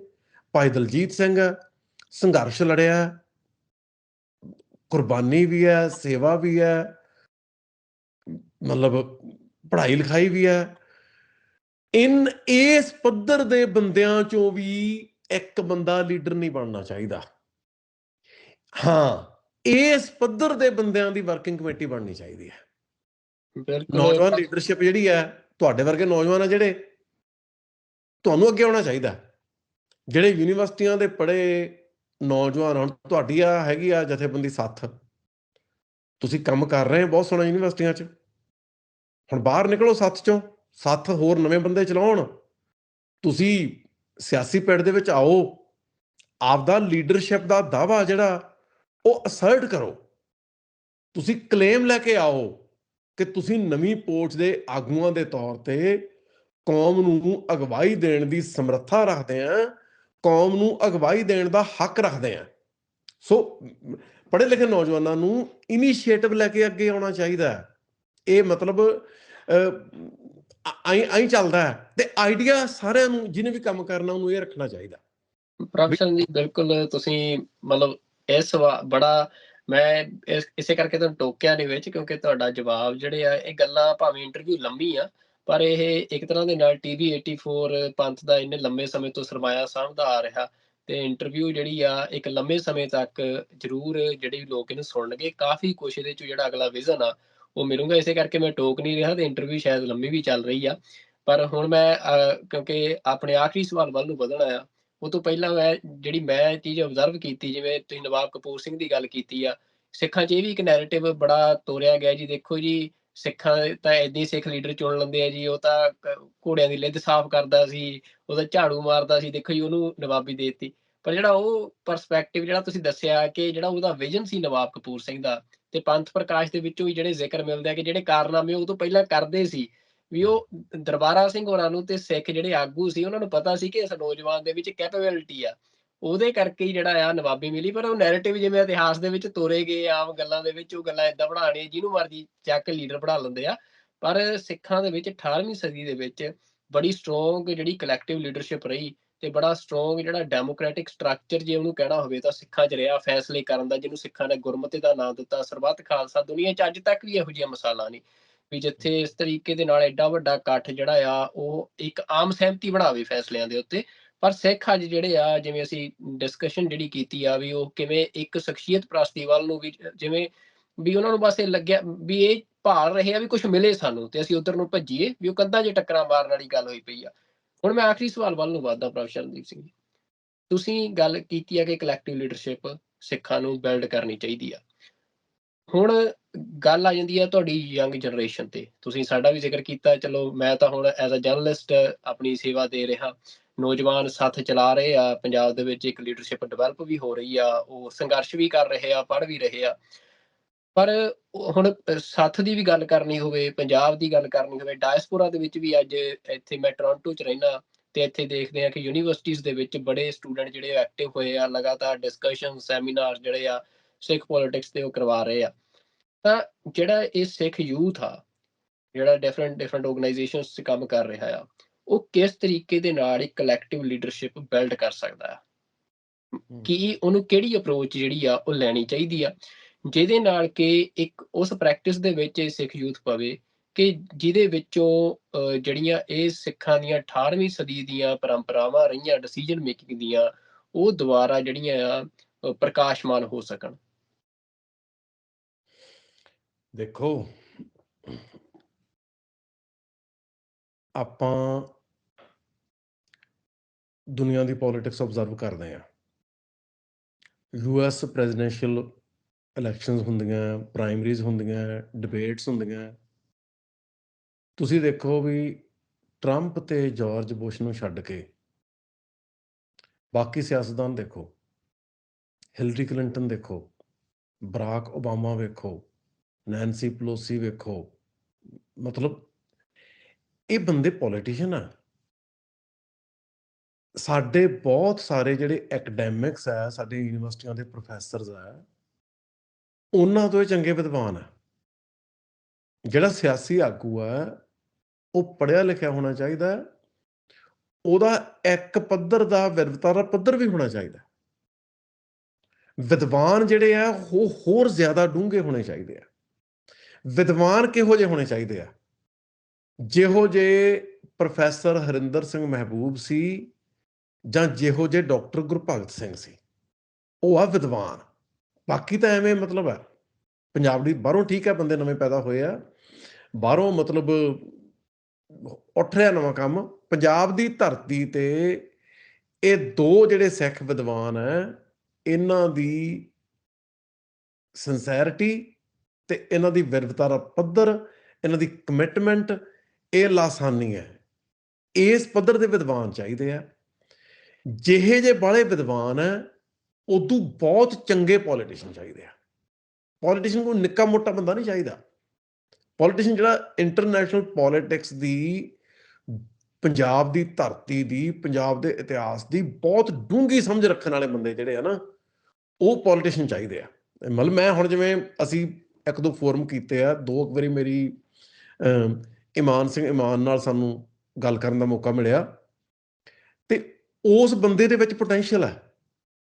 ਉਸ ਬੰਦੇ ਦੇ ਵਿੱਚ ਜਿਸ ਤਰ੍ਹਾਂ ਦੀ ਸਮਝ ਸੂਝ ਵਿਦਵਤਾ ਇੱਕ ਸਿਆਸੀ ਆਗੂ ਦੇ ਵਿੱਚ ਹੋਣੀ ਚਾਹੀਦੀ ਹੈ, ਉਹ ਉਸ ਤਰ੍ਹਾਂ ਦੇ ਵਿੱਚ ਉਹਦੇ ਵਿੱਚ ਹੈਗੀ ਆ। ਮਤਲਬ ਮਾਨ ਸਾਹਿਬ ਦੇ ਦੋਹਤੇ ਕੋਲੇ ਮੈਨੇਜਮੈਂਟ ਦੀਆਂ ਸਕਿੱਲਸ ਹੋ ਸਕਦੀਆਂ, ਪਰ ਉਹਦੇ 'ਚ ਉਸ ਤਰ੍ਹਾਂ ਦੀ ਮੈਚਿਓਰਿਟੀ ਨਹੀਂ ਕਿ ਤੁਸੀਂ ਉਹ 'ਚ ਫਿਊਚਰ ਦਾ ਇੱਕ ਲੀਡਰ ਵੇਖ ਸਕੋ। ਪੋਟੈਂਸ਼ੀਅਲ ਹੋ ਸਕਦਾ ਉਹਦੇ 'ਚ, ਪਰ ਇਮਾਨ ਸਿੰਘ ਦੇ ਵਿੱਚ ਜਿਹੜਾ ਮਤਲਬ ਪੋਟੈਂਸ਼ੀਅਲ ਹੋ ਸਕਦਾ। ਤੁਹਾਡੇ 'ਚੋਂ ਤੁਸੀਂ ਜੁਝਾਰ ਸਿੰਘ, ਬਾਕੀ ਤੁਹਾਡੇ ਮਿੱਤਰ, ਉਹਨਾਂ ਨਾਲ ਗੱਲ ਕਰਕੇ ਮਹਿਸੂਸ ਹੁੰਦਾ ਹੈ ਵੀ ਆਹ ਜਿਹੜੇ ਨਵੇਂ ਬੰਦੇ ਪੈਦਾ ਹੋ ਰਹੇ ਆ, ਇਹ ਬੰਦਿਆਂ 'ਚ ਵਾਕਈ ਪੋਟੈਂਸ਼ੀਅਲ ਹੈ। ਇਹ ਬੰਦੇ ਜਿਹੜੇ ਆ ਉਹ ਅੱਗੇ ਆਉਣੇ ਚਾਹੀਦੇ ਆ। ਸੋ ਮਤਲਬ ਕੀ ਹੈ, ਨਾ ਤਾਂ ਕਿਸੇ ਬੰਦੇ ਨੂੰ ਕਿਸੇ ਆਗੂ ਦਾ ਪੁੱਤ ਹੋਣ ਕਰਕੇ ਅੱਗੇ ਆਉਣਾ ਚਾਹੀਦਾ, ਨਾ ਕਿਸੇ ਬੰਦੇ ਨੂੰ ਕਿਸੇ ਆਗੂ ਦਾ ਪੁੱਤ ਹੋਣ ਕਰਕੇ ਪਿੱਛੇ ਧੱਕਣਾ ਚਾਹੀਦਾ। ਬੰਦੇ ਦਾ ਪੋਟੈਂਸ਼ੀਅਲ ਵੇਖਣਾ ਚਾਹੀਦਾ। ਨਾ ਅਮੀਰਾਂ ਨੂੰ ਪਿੱਛੇ ਧੱਕਣਾ ਚਾਹੀਦਾ, ਨਾ ਗਰੀਬਾਂ ਨੂੰ ਪਿੱਛੇ ਧੱਕਣਾ ਚਾਹੀਦਾ। ਕਿਸੇ ਗੱਲ ਦਾ, ਕਿਸੇ ਦੀ ਆਰਥਿਕ ਹਾਲਤ ਦਾ, ਕਿਸੇ ਦੀ ਜ਼ਾਤ ਦਾ, ਕਿਸੇ ਗੱਲ ਦਾ ਕੋਈ ਮਤਲਬ ਨਹੀਂ। ਸਿਰਫ ਲੀਡਰਸ਼ਿਪ ਦੇ ਪੋਟੈਂਸ਼ੀਅਲ ਦਾ ਮਤਲਬ ਹੈ। ਚੰਗੀ ਸਮਰੱਥਾ ਵਾਲੇ ਆਗੂ ਜਿਹੜੇ ਆ, ਉਹਨਾਂ ਦੀ ਇੱਕ ਸਾਂਝੀ ਵੱਡੀ ਵਰਕਿੰਗ ਕਮੇਟੀ ਬਣਨੀ ਚਾਹੀਦੀ ਹੈ। ਉਹਦੇ 'ਚ ਹਰ ਉਮਰ ਦੇ ਬੰਦੇ ਹੋਣੇ ਚਾਹੀਦੇ ਆ। 70ਵੇਂ ਵਾਲੇ ਵੀ ਚਾਹੀਦੇ ਆ, 60 ਵਾਲੇ ਵੀ ਚਾਹੀਦੇ ਆ, 20ਵੇਂ ਵਾਲੇ, 30ਵੇਂ ਵਾਲੇ, ਉਹ ਵੀ ਚਾਹੀਦੇ ਆ। ਸੋ ਇਹ ਜਿਹੜੀ ਜਦੋਂ ਇਹ ਡਿਫਰੈਂਟ ਜਨਰੇਸ਼ਨਸ, ਡਿਫਰੈਂਟ ਕਿਸਮ ਦੀ ਐਜੂਕੇਸ਼ਨ ਵਾਲੇ, ਡਿਫਰੈਂਟ ਕਿਸਮ ਦੇ ਤਜਰਬੇ ਵਾਲੇ, ਜਿਵੇਂ ਹੁਣ ਮੰਨ ਲਓ ਆਪਾਂ ਕਹਿੰਦੇ ਆ ਇਹ ਸਿਆਣਾ ਬੰਦਾ ਹੈ, ਮਾਨ ਸਾਹਿਬ 70ਵਿਆਂ 'ਚ ਹੈ, ਉਹਨਾਂ ਦਾ ਤਜਰਬਾ ਜ਼ਿਆਦਾ, ਮੰਨ ਲਿਆ ਜ਼ਿਆਦਾ। ਅੱਜ ਦੀ ਨੌਜਵਾਨੀ ਨਾਲ ਜਿਹੜਾ ਤਜਰਬਾ ਤੁਹਾਡਾ ਜਾਂ ਜੁਝਾਰ ਸਿੰਘ ਦਾ, ਉਹਨਾਂ ਦਾ ਨਹੀਂ ਹੋਣਾ। ਤਜਰਬੇ ਦੀਆਂ ਵੀ ਕਿਸਮਾਂ ਹੈ ਨਾ। ਹਰ ਕਿਸਮ ਕੋਲੇ, ਹਰ ਕਿਸੇ ਕੋਲੇ ਆਪਣੀ ਕਿਸਮ ਦਾ ਤਜਰਬਾ ਹੈ। ਸਿਰਫ ਕਲੈਕਟਿਵ ਲੀਡਰਸ਼ਿਪ ਬਣੂਗੀ, ਡਿਫਰੈਂਟ ਕਿਸਮ ਦੇ ਐਕਸਪੀਰੀਅੰਸਿਸ ਵਾਲੇ, ਡਿਫਰੈਂਟ ਕਿਸਮ ਦੀ ਐਕਸਪਰਟੀਜ਼ ਵਾਲੇ ਬੰਦੇ ਜਿਹੜੇ ਆ, ਉਹ ਅੱਗੇ ਆਉਣਗੇ ਤੇ ਸਾਂਝੇ ਤੌਰ ਤੇ ਉਹ ਪੰਥ ਨੂੰ ਕੋਈ ਦਿਸ਼ਾ ਦੇਣ ਦੀ ਸਮਰੱਥਾ ਰੱਖਣਗੇ। ਕਮਿਊਨਿਟੀ ਦੇ ਤੌਰ ਤੇ ਨਾ ਸਿੱਖ ਗਰੀਬ ਹੈ, ਨਾ ਸਿੱਖ ਅਨਪੜ੍ਹ ਹੈ। ਸਿੱਖਾਂ ਦੇ ਵਿੱਚੋਂ ਜਿਹੜਾ ਬੈਸਟ ਟੈਲੈਂਟ ਹੈ, ਉਹ ਕਮਿਊਨਿਟੀ ਦੀ ਅਗਵਾਈ ਨਹੀਂ ਕਰ ਰਿਹਾ। ਜਿਹੜੇ ਬੰਦੇ ਆਗੂਆਂ ਦੇ ਤੌਰ ਤੇ ਅੱਗੇ ਆ ਰਹੇ ਆ, ਉਹਨਾਂ ਚੋਂ ਸਾਰੇ ਆਗੂ ਹੋਣ ਦਾ ਹੱਕ ਨਹੀਂ ਰੱਖਦੇ। ਸੇਵਾ ਕਰਨ ਦਾ ਹਰ ਬੰਦੇ ਨੂੰ ਹੱਕ ਹੈ। ਅਗਵਾਈ ਕਰਨ ਦਾ ਹੱਕ ਉਹਨੂੰ ਹੋਣਾ ਚਾਹੀਦਾ ਜਿਹਦੇ ਕੋਲੇ ਅਗਵਾਈ ਕਰਨ ਦੀ ਸਮਰੱਥਾ ਹੈ। ਡਿਫਰੈਂਟ ਚੀਜ਼ ਹੈ। ਜੇ ਹੁਣ ਮੰਨ ਲਓ ਇੱਕ ਬੰਦਾ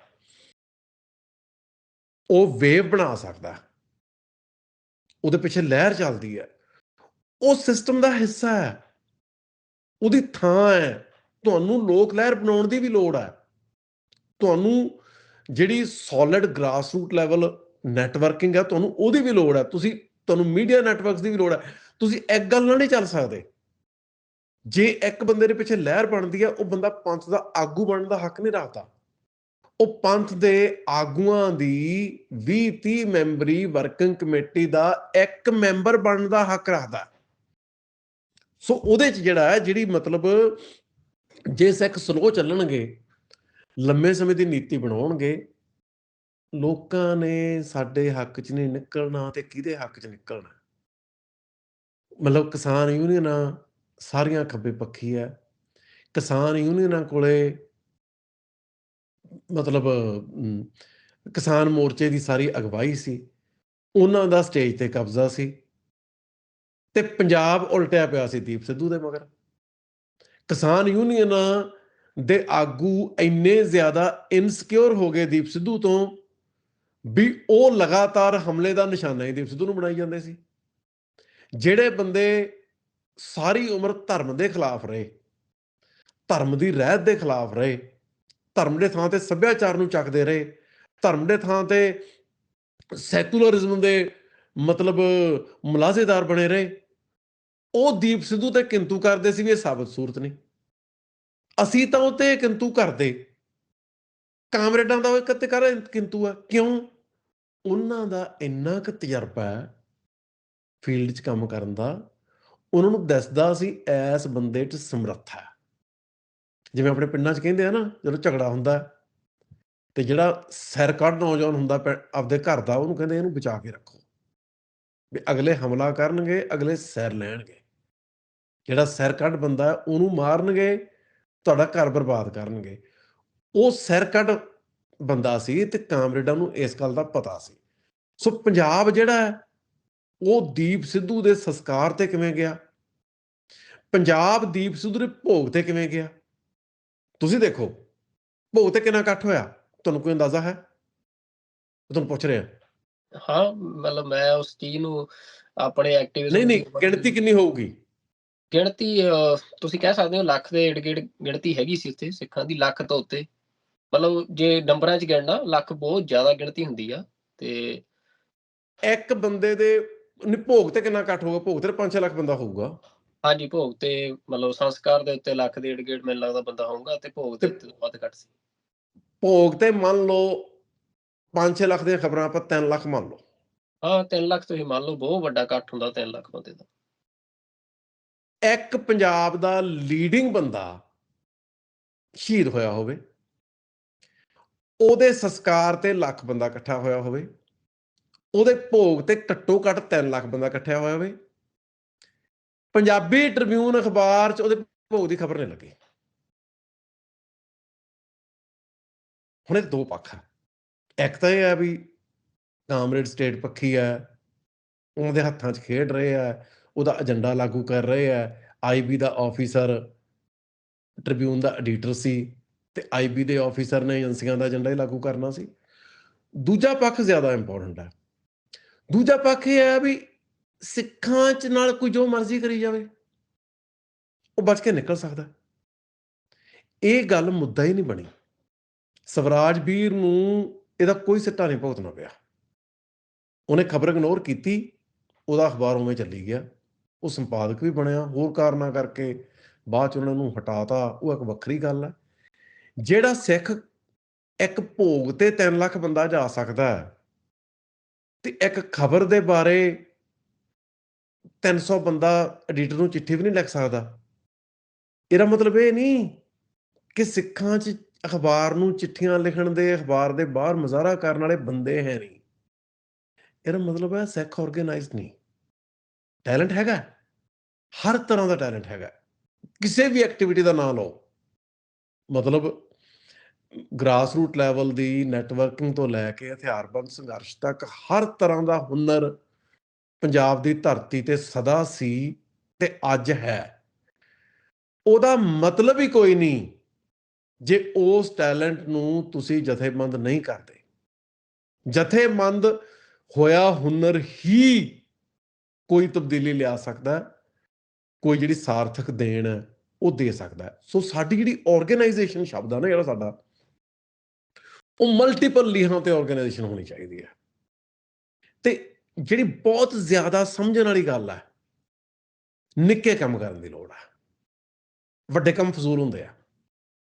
10,000 ਬੰਦੇ ਦੀ ਰੈਲੀ ਨਾਲੋਂ 50 ਬੰਦਿਆਂ ਦੀ ਲੋਕਲ ਮੀਟਿੰਗ ਜ਼ਿਆਦਾ ਮੀਨਿੰਗਫੁਲ ਹੈ।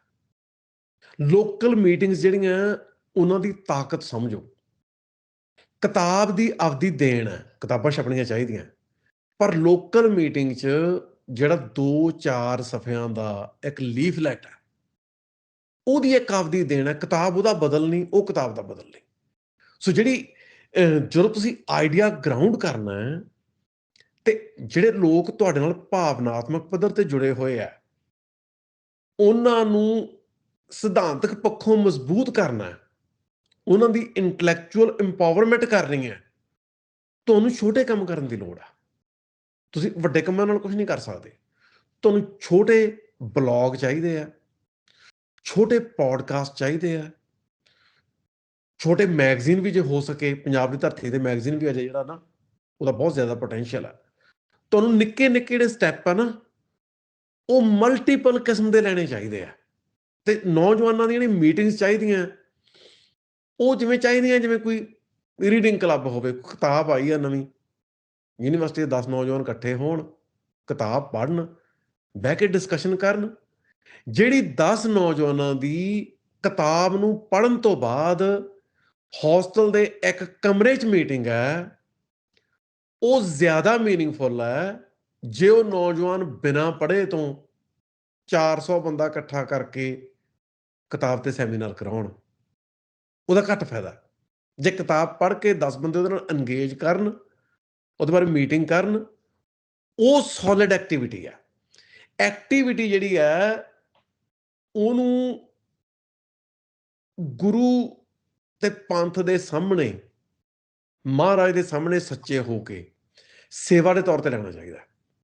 ਜਿਹੜੇ ਕੰਮ ਮੈਂ ਕਹਿ ਰਿਹਾ, ਇਹਨਾਂ ਦੀ ਅਖਬਾਰ 'ਚ ਫੋਟੋ ਨਹੀਂ ਲੱਗ ਸਕਦੀ, ਇਹਨਾਂ ਦੀ ਖਬਰ ਨਹੀਂ ਬਣਦੀ। ਸੋ ਜਿਹੜੇ ਲੋਕ ਇਹ ਉਦਮ ਕਰਨਗੇ ਉਹਨਾਂ ਨੂੰ ਇਹਦਾ ਕੋਈ ਫਲ ਨਹੀਂ ਮਿਲਣਾ।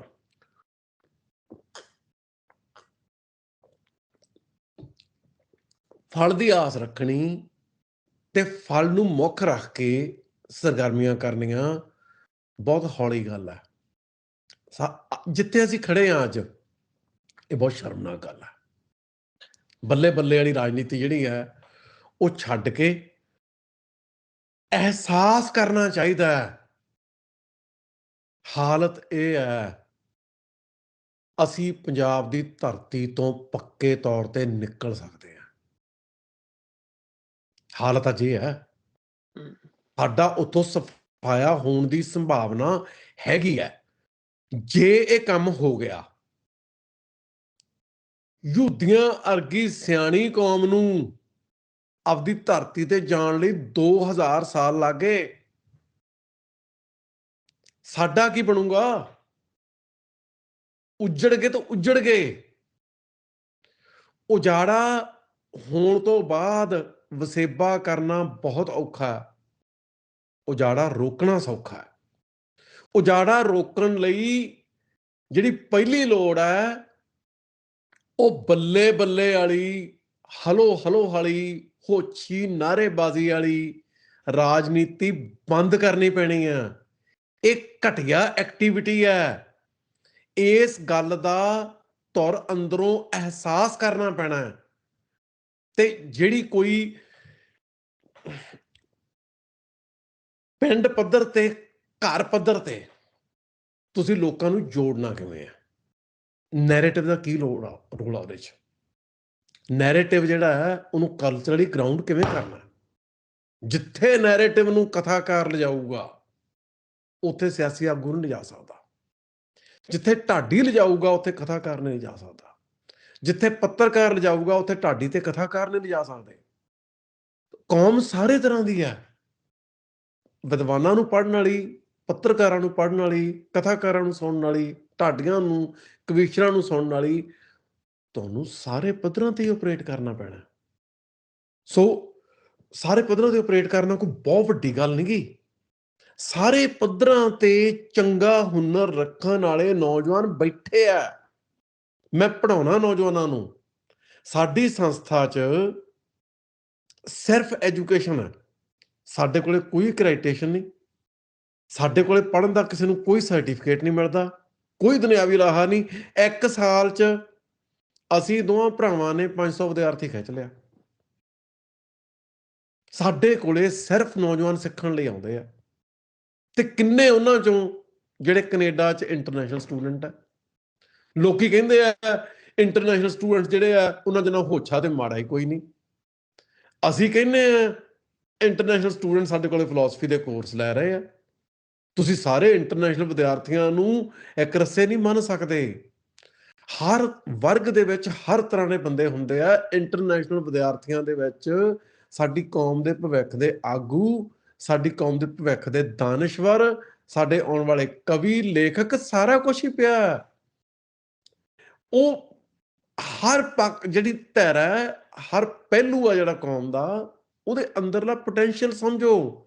ਕਿਸਾਨਾਂ 'ਚ, ਮਜ਼ਦੂਰਾਂ 'ਚ, ਵਿਦਿਆਰਥੀਆਂ 'ਚ, ਹਰ ਕਿਸੇ 'ਚ ਪੋਟੈਂਸ਼ੀਅਲ ਹੈ। ਸਾਰੇ ਦਾ ਸਾਰਾ ਪੋਟੈਂਸ਼ੀਅਲ ਅਨਆਰਗੇਨਾਈਜ਼ਡ ਹੈ, ਇਸ ਲਈ ਅਣਵਰਤਿਆ ਹੈ।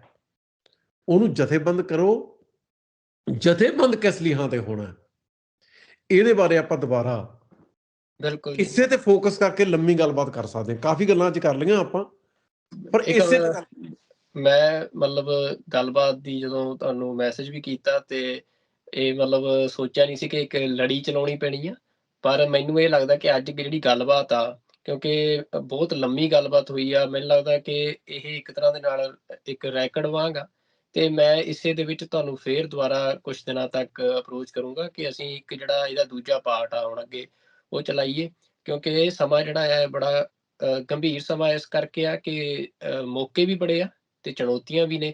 ਇੱਕ ਤਰ੍ਹਾਂ ਦੇ ਨਾਲ ਕਹਿ ਸਕਦੇ ਹਾਂ ਕਿ ਜਦੋਂ ਜਿਹੜਾ ਮੈਦਾਨ ਆ, ਉਹ ਭਖਣ ਜਾ ਰਿਹਾ ਤੇ ਤੁਹਾਡੀ ਉਹ ਤੋਂ ਪਹਿਲਾਂ ਤਿਆਰੀ ਕਿੰਨੀ ਕੁ ਆ, ਤੇ ਉਹ ਤਿਆਰੀ ਦਾ ਹਮੇਸ਼ਾ ਜਿਹੜਾ ਮੁੱਢ ਆ, ਉਹ ਵਿਚਾਰ, ਆਈਡੀਆ ਹੁੰਦਾ ਹੈ, ਤੇ ਅਸੀਂ ਕਿੰਨਾ ਕੁ ਆਪਣੇ ਆਈਡੀਏ ਨੂੰ ਆਪਣੇ ਲੋਕਾਂ ਤੱਕ, ਆਪਣੇ ਨੌਜਵਾਨਾਂ ਤੱਕ ਲਿਜਾ ਸਕਦੇ ਹਾਂ, ਅਸੀਂ ਉਹ ਕੋਸ਼ਿਸ਼ ਕਰਾਂਗੇ।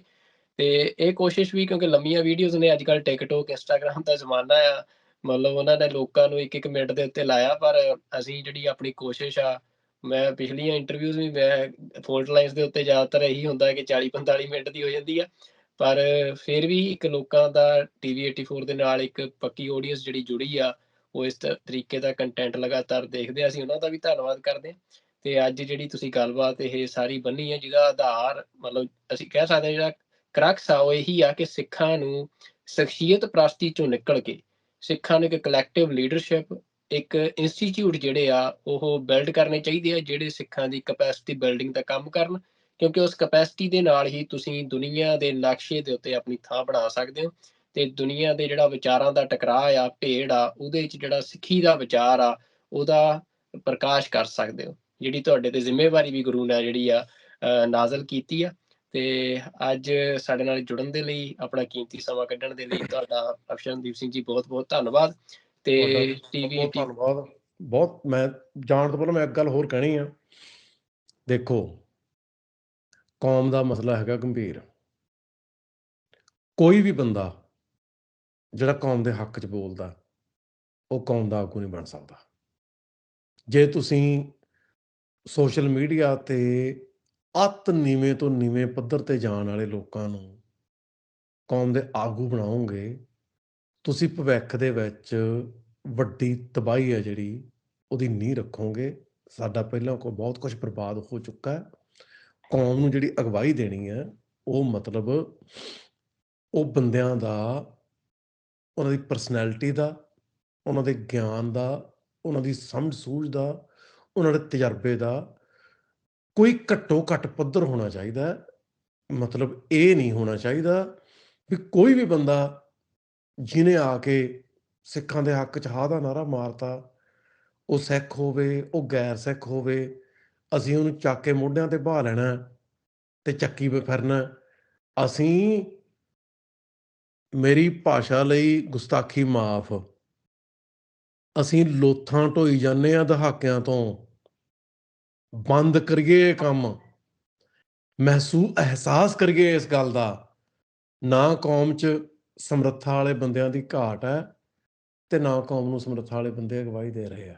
ਸੋ ਇਹਦਾ ਅਹਿਸਾਸ ਕਰਨ ਦੀ ਲੋੜ ਆ। ਆਪਾਂ ਗਾਂਹ ਨੂੰ ਗੱਲਬਾਤ ਕਰਦੇ ਰਹਾਂਗੇ। ਤੁਹਾਡੀ ਸੁਖਵਿੰਦਰ ਸਿੰਘ ਜੀ, ਬਹੁਤ ਮਿਹਰਬਾਨੀ। ਆਪਣੀ ਬਹੁਤ ਲੰਮੇ ਸਮੇਂ ਤੋਂ ਆਪਣਾ ਮਤਲਬ ਆਪਾਂ ਇੱਕ ਦੂਜੇ ਨੂੰ ਜਾਣਦੇ ਹਾਂ, ਆਪਣਾ ਰਾਬਤਾ ਹੈ, ਕਈ ਵਾਰੀ ਗੈਪ ਵੀ ਪੈ ਜਾਂਦੇ ਆ, ਪਰ ਆਪਣਾ ਲਗਾਤਾਰ ਮੈਂ ਤੁਹਾਡੀ ਐਕਟੀਵਿਟੀ ਨੂੰ ਵੇਖ ਰਿਹਾ, ਤੁਹਾਡੇ ਕੰਮ ਨੂੰ ਵੇਖ ਰਿਹਾ। ਜਿਸ ਪੱਧਰ ਤੇ, ਜਿਸ ਤਰੀਕੇ ਦਾ ਕੰਮ ਤੁਸੀਂ ਪੰਜਾਬ ਯੂਨੀਵਰਸਿਟੀ 'ਚ ਕੀਤਾ, ਉਸ ਤਰੀਕੇ ਦਾ, ਉਸ ਪੈਟਰਨ ਦਾ ਕੰਮ ਹੁਣ ਤੁਹਾਨੂੰ ਯੂਨੀਵਰਸਿਟੀ 'ਚੋਂ ਨਿਕਲ ਕੇ ਪਿੰਡਾਂ ਤੇ ਸ਼ਹਿਰਾਂ 'ਚ ਕਰਨ ਦੀ ਲੋੜ ਹੈ। ਜਿਹੜੇ ਇਹਨਾਂ ਵਰਗੇ ਹੋਰ ਨੌਜਵਾਨ ਹੈ, ਹੋਰ ਯੂਨੀਵਰਸਿਟੀਆਂ 'ਚ, ਮੇਰੀ ਉਹਨਾਂ ਨਾਲ ਵੀ ਬਰਾਬਰੀ ਗੱਲ ਹੈ। ਉਹ ਵੀ ਸਾਰੇ ਮਤਲਬ ਮੈਂ ਕਿਸੇ ਇੱਕ ਧੜੇ ਦੀ ਗੱਲ ਨਹੀਂ ਕਰ ਰਿਹਾ। ਮੈਂ ਪੰਥ ਦੇ ਪੋਟੈਂਸ਼ੀਅਲ ਰੱਖਣ ਵਾਲੇ ਜਿਹੜੇ ਨਵੇਂ ਪੋਚ ਦੇ ਆਗੂ ਆ, ਮੈਂ ਸਿਰਫ ਉਹਨਾਂ ਦੀ ਗੱਲ ਕਰ ਰਿਹਾ। ਨਵੇਂ ਪੋਚ ਦੇ ਆਗੂ, ਪੁਰਾਣੇ ਤਜਰਬੇਕਾਰ ਆਗੂ ਇਕੱਠੇ ਬਹਿਣ, ਇੱਕ ਢਾਂਚਿਆਂ 'ਚ ਕੰਮ ਕਰਨ, ਨਵੇਂ ਪੁਰਾਣਿਆਂ ਤੋਂ ਸਿੱਖਣ, ਪੁਰਾਣੇ ਨਵਿਆਂ ਤੋਂ ਸਿੱਖਣ। ਇਹ ਵੀ ਜ਼ਰੂਰੀ ਹੈ। ਦੋਵਾਂ ਨੇ ਇੱਕ ਦੂਜੇ ਤੋਂ ਸਿੱਖਣਾ। ਮੇਰੀ ਉਮਰ ਤੁਹਾਡੇ ਤੋਂ ਵੱਡੀ ਹੈ, ਮੈਂ ਬਹੁਤ ਕੁਝ ਤੁਹਾਡੇ ਤੋਂ ਸਿੱਖ ਸਕਦਾ। ਮੈਥੋਂ ਵੱਡੇ ਵੀ ਸਿੱਖ ਸਕਦੇ ਆ ਤੇ ਤੁਸੀਂ ਵੀ ਸਿੱਖਣਾ। ਇਹੀ ਕਲੈਕਟਿਵ ਲੀਡਰਸ਼ਿਪ ਹੈ। ਅਸੀਂ ਸਿਆਸਤ ਨੂੰ ਧੰਦਾ ਨਾ ਬਣਾਈਏ। ਅਸੀਂ ਆਪਣੇ ਆਪ ਨੂੰ ਵੀ ਬਰਬਾਦ ਕਰ ਲਿਆ, ਪੰਥ ਨੂੰ ਵੀ ਬਰਬਾਦ ਕਰਤਾ। ਸੇਵਾ ਬਣਾਈਏ ਇਹਨੂੰ, ਆਪੋ ਆਪਣੀ ਜਿਹੜੀ ਕੰਟਰੀਬਿਊਸ਼ਨ ਹੈ ਆਪੋ ਆਪਣੇ ਦਾਇਰੇ 'ਚ ਰਹਿ ਕੇ ਦੇਈਏ। ਤੁਹਾਡੀ ਬਹੁਤ ਮਿਹਰਬਾਨੀ। ਵਾਹਿਗੁਰੂ ਬਹੁਤ ਜੀ ਕਾ ਧੰਨਵਾਦ ਜੀ। ਖਾਲਸਾ, ਵਾਹਿਗੁਰੂ ਵਾਹਿਗੁਰੂ। ਖਾਲਸਾ, ਵਾਹਿਗੁਰੂ ਫਤਿਹ ਜੀ। ਤੇ ਸਾਰੇ ਦਰਸ਼ਕਾਂ ਦਾ ਵੀ ਮੈਂ ਬਹੁਤ ਧੰਨਵਾਦ ਕਰਦਾ ਜਿਨ੍ਹਾਂ ਨੇ ਕਿ ਬੜੀ ਇਹ ਸਾਡੀ ਸਾਰੀ ਗੱਲਬਾਤ ਜਿਹੜੀ ਆ, ਲੰਮੀ ਗੱਲਬਾਤ ਰਹੀ ਆ, ਇਹ ਸੁਣੀ ਆ। ਤੇ ਮੈਂ ਆਪਣੇ ਵੱਲੋਂ ਵੀ ਪ੍ਰਭਸ਼ਾਨਦੀਪ ਸਿੰਘ ਹੋਰਾਂ ਨੇ ਨਿੱਜੀ ਤੌਰ ਤੇ ਮੇਰੇ ਬਾਰੇ ਕੁਛ ਇੰਟਰਵਿਊ ਦੇ ਵਿੱਚ ਗੱਲਾਂ ਕਹੀਆਂ। ਹਾਲਾਂਕਿ ਮਤਲਬ ਕਲੈਕਟਿਵਲੀ ਜਿਹੜਾ ਇੱਕ ਐਫਰਟ ਆ ਪੰਜਾਬ ਦੇ ਵਿੱਚ ਸਟੂਡੈਂਟਸ ਦਾ, ਨੌਜਵਾਨਾਂ ਦਾ, ਉਹ ਚੱਲ ਰਿਹਾ ਆ। ਤੇ ਨਿੱਜੀ ਤੌਰ ਤੇ ਮੈਂ ਆਪਣੇ ਆਪ ਨੂੰ ਮੈਂ ਧੰਨਵਾਦ ਕਰਦਾ ਤੁਹਾਡਾ, ਪਰ ਮੈਂ ਆਪਣੇ ਆਪ ਨੂੰ ਇੰਨੀ ਜੋਗਾ ਨਹੀਂ ਸਮਝਦਾ। ਤੇ ਫਿਰ ਕਿਸੇ ਹੋਰ ਪ੍ਰੋਗਰਾਮ ਦੇ ਉੱਤੇ ਹੋਰ ਮਹਿਮਾਨ ਦੇ ਨਾਲ ਗੱਲਬਾਤ ਕਰਾਂਗੇ ਤੇ ਫੋਨ ਲਾਈਨਸ ਲੈ ਕੇ ਤੁਹਾਡੇ ਅੱਗੇ ਹਾਜ਼ਰ ਹੋਵਾਂਗੇ। ਪ੍ਰਭਸ਼ਾਨਦੀਪ ਸਿੰਘ ਹੋਰਾਂ ਨਾਲ ਵੀ ਅਗਲੀ ਕੜੀ ਲੈ ਕੇ ਤੁਹਾਡੇ ਅੱਗੇ ਹਾਜ਼ਰ ਹੋਵਾਂਗੇ। ਉਦੋਂ ਤੱਕ ਰੱਬ ਰਾਖਾ। ਵਾਹਿਗੁਰੂ ਜੀ ਕਾ ਖਾਲਸਾ, ਵਾਹਿਗੁਰੂ ਜੀ ਕੀ ਫਤਿਹ।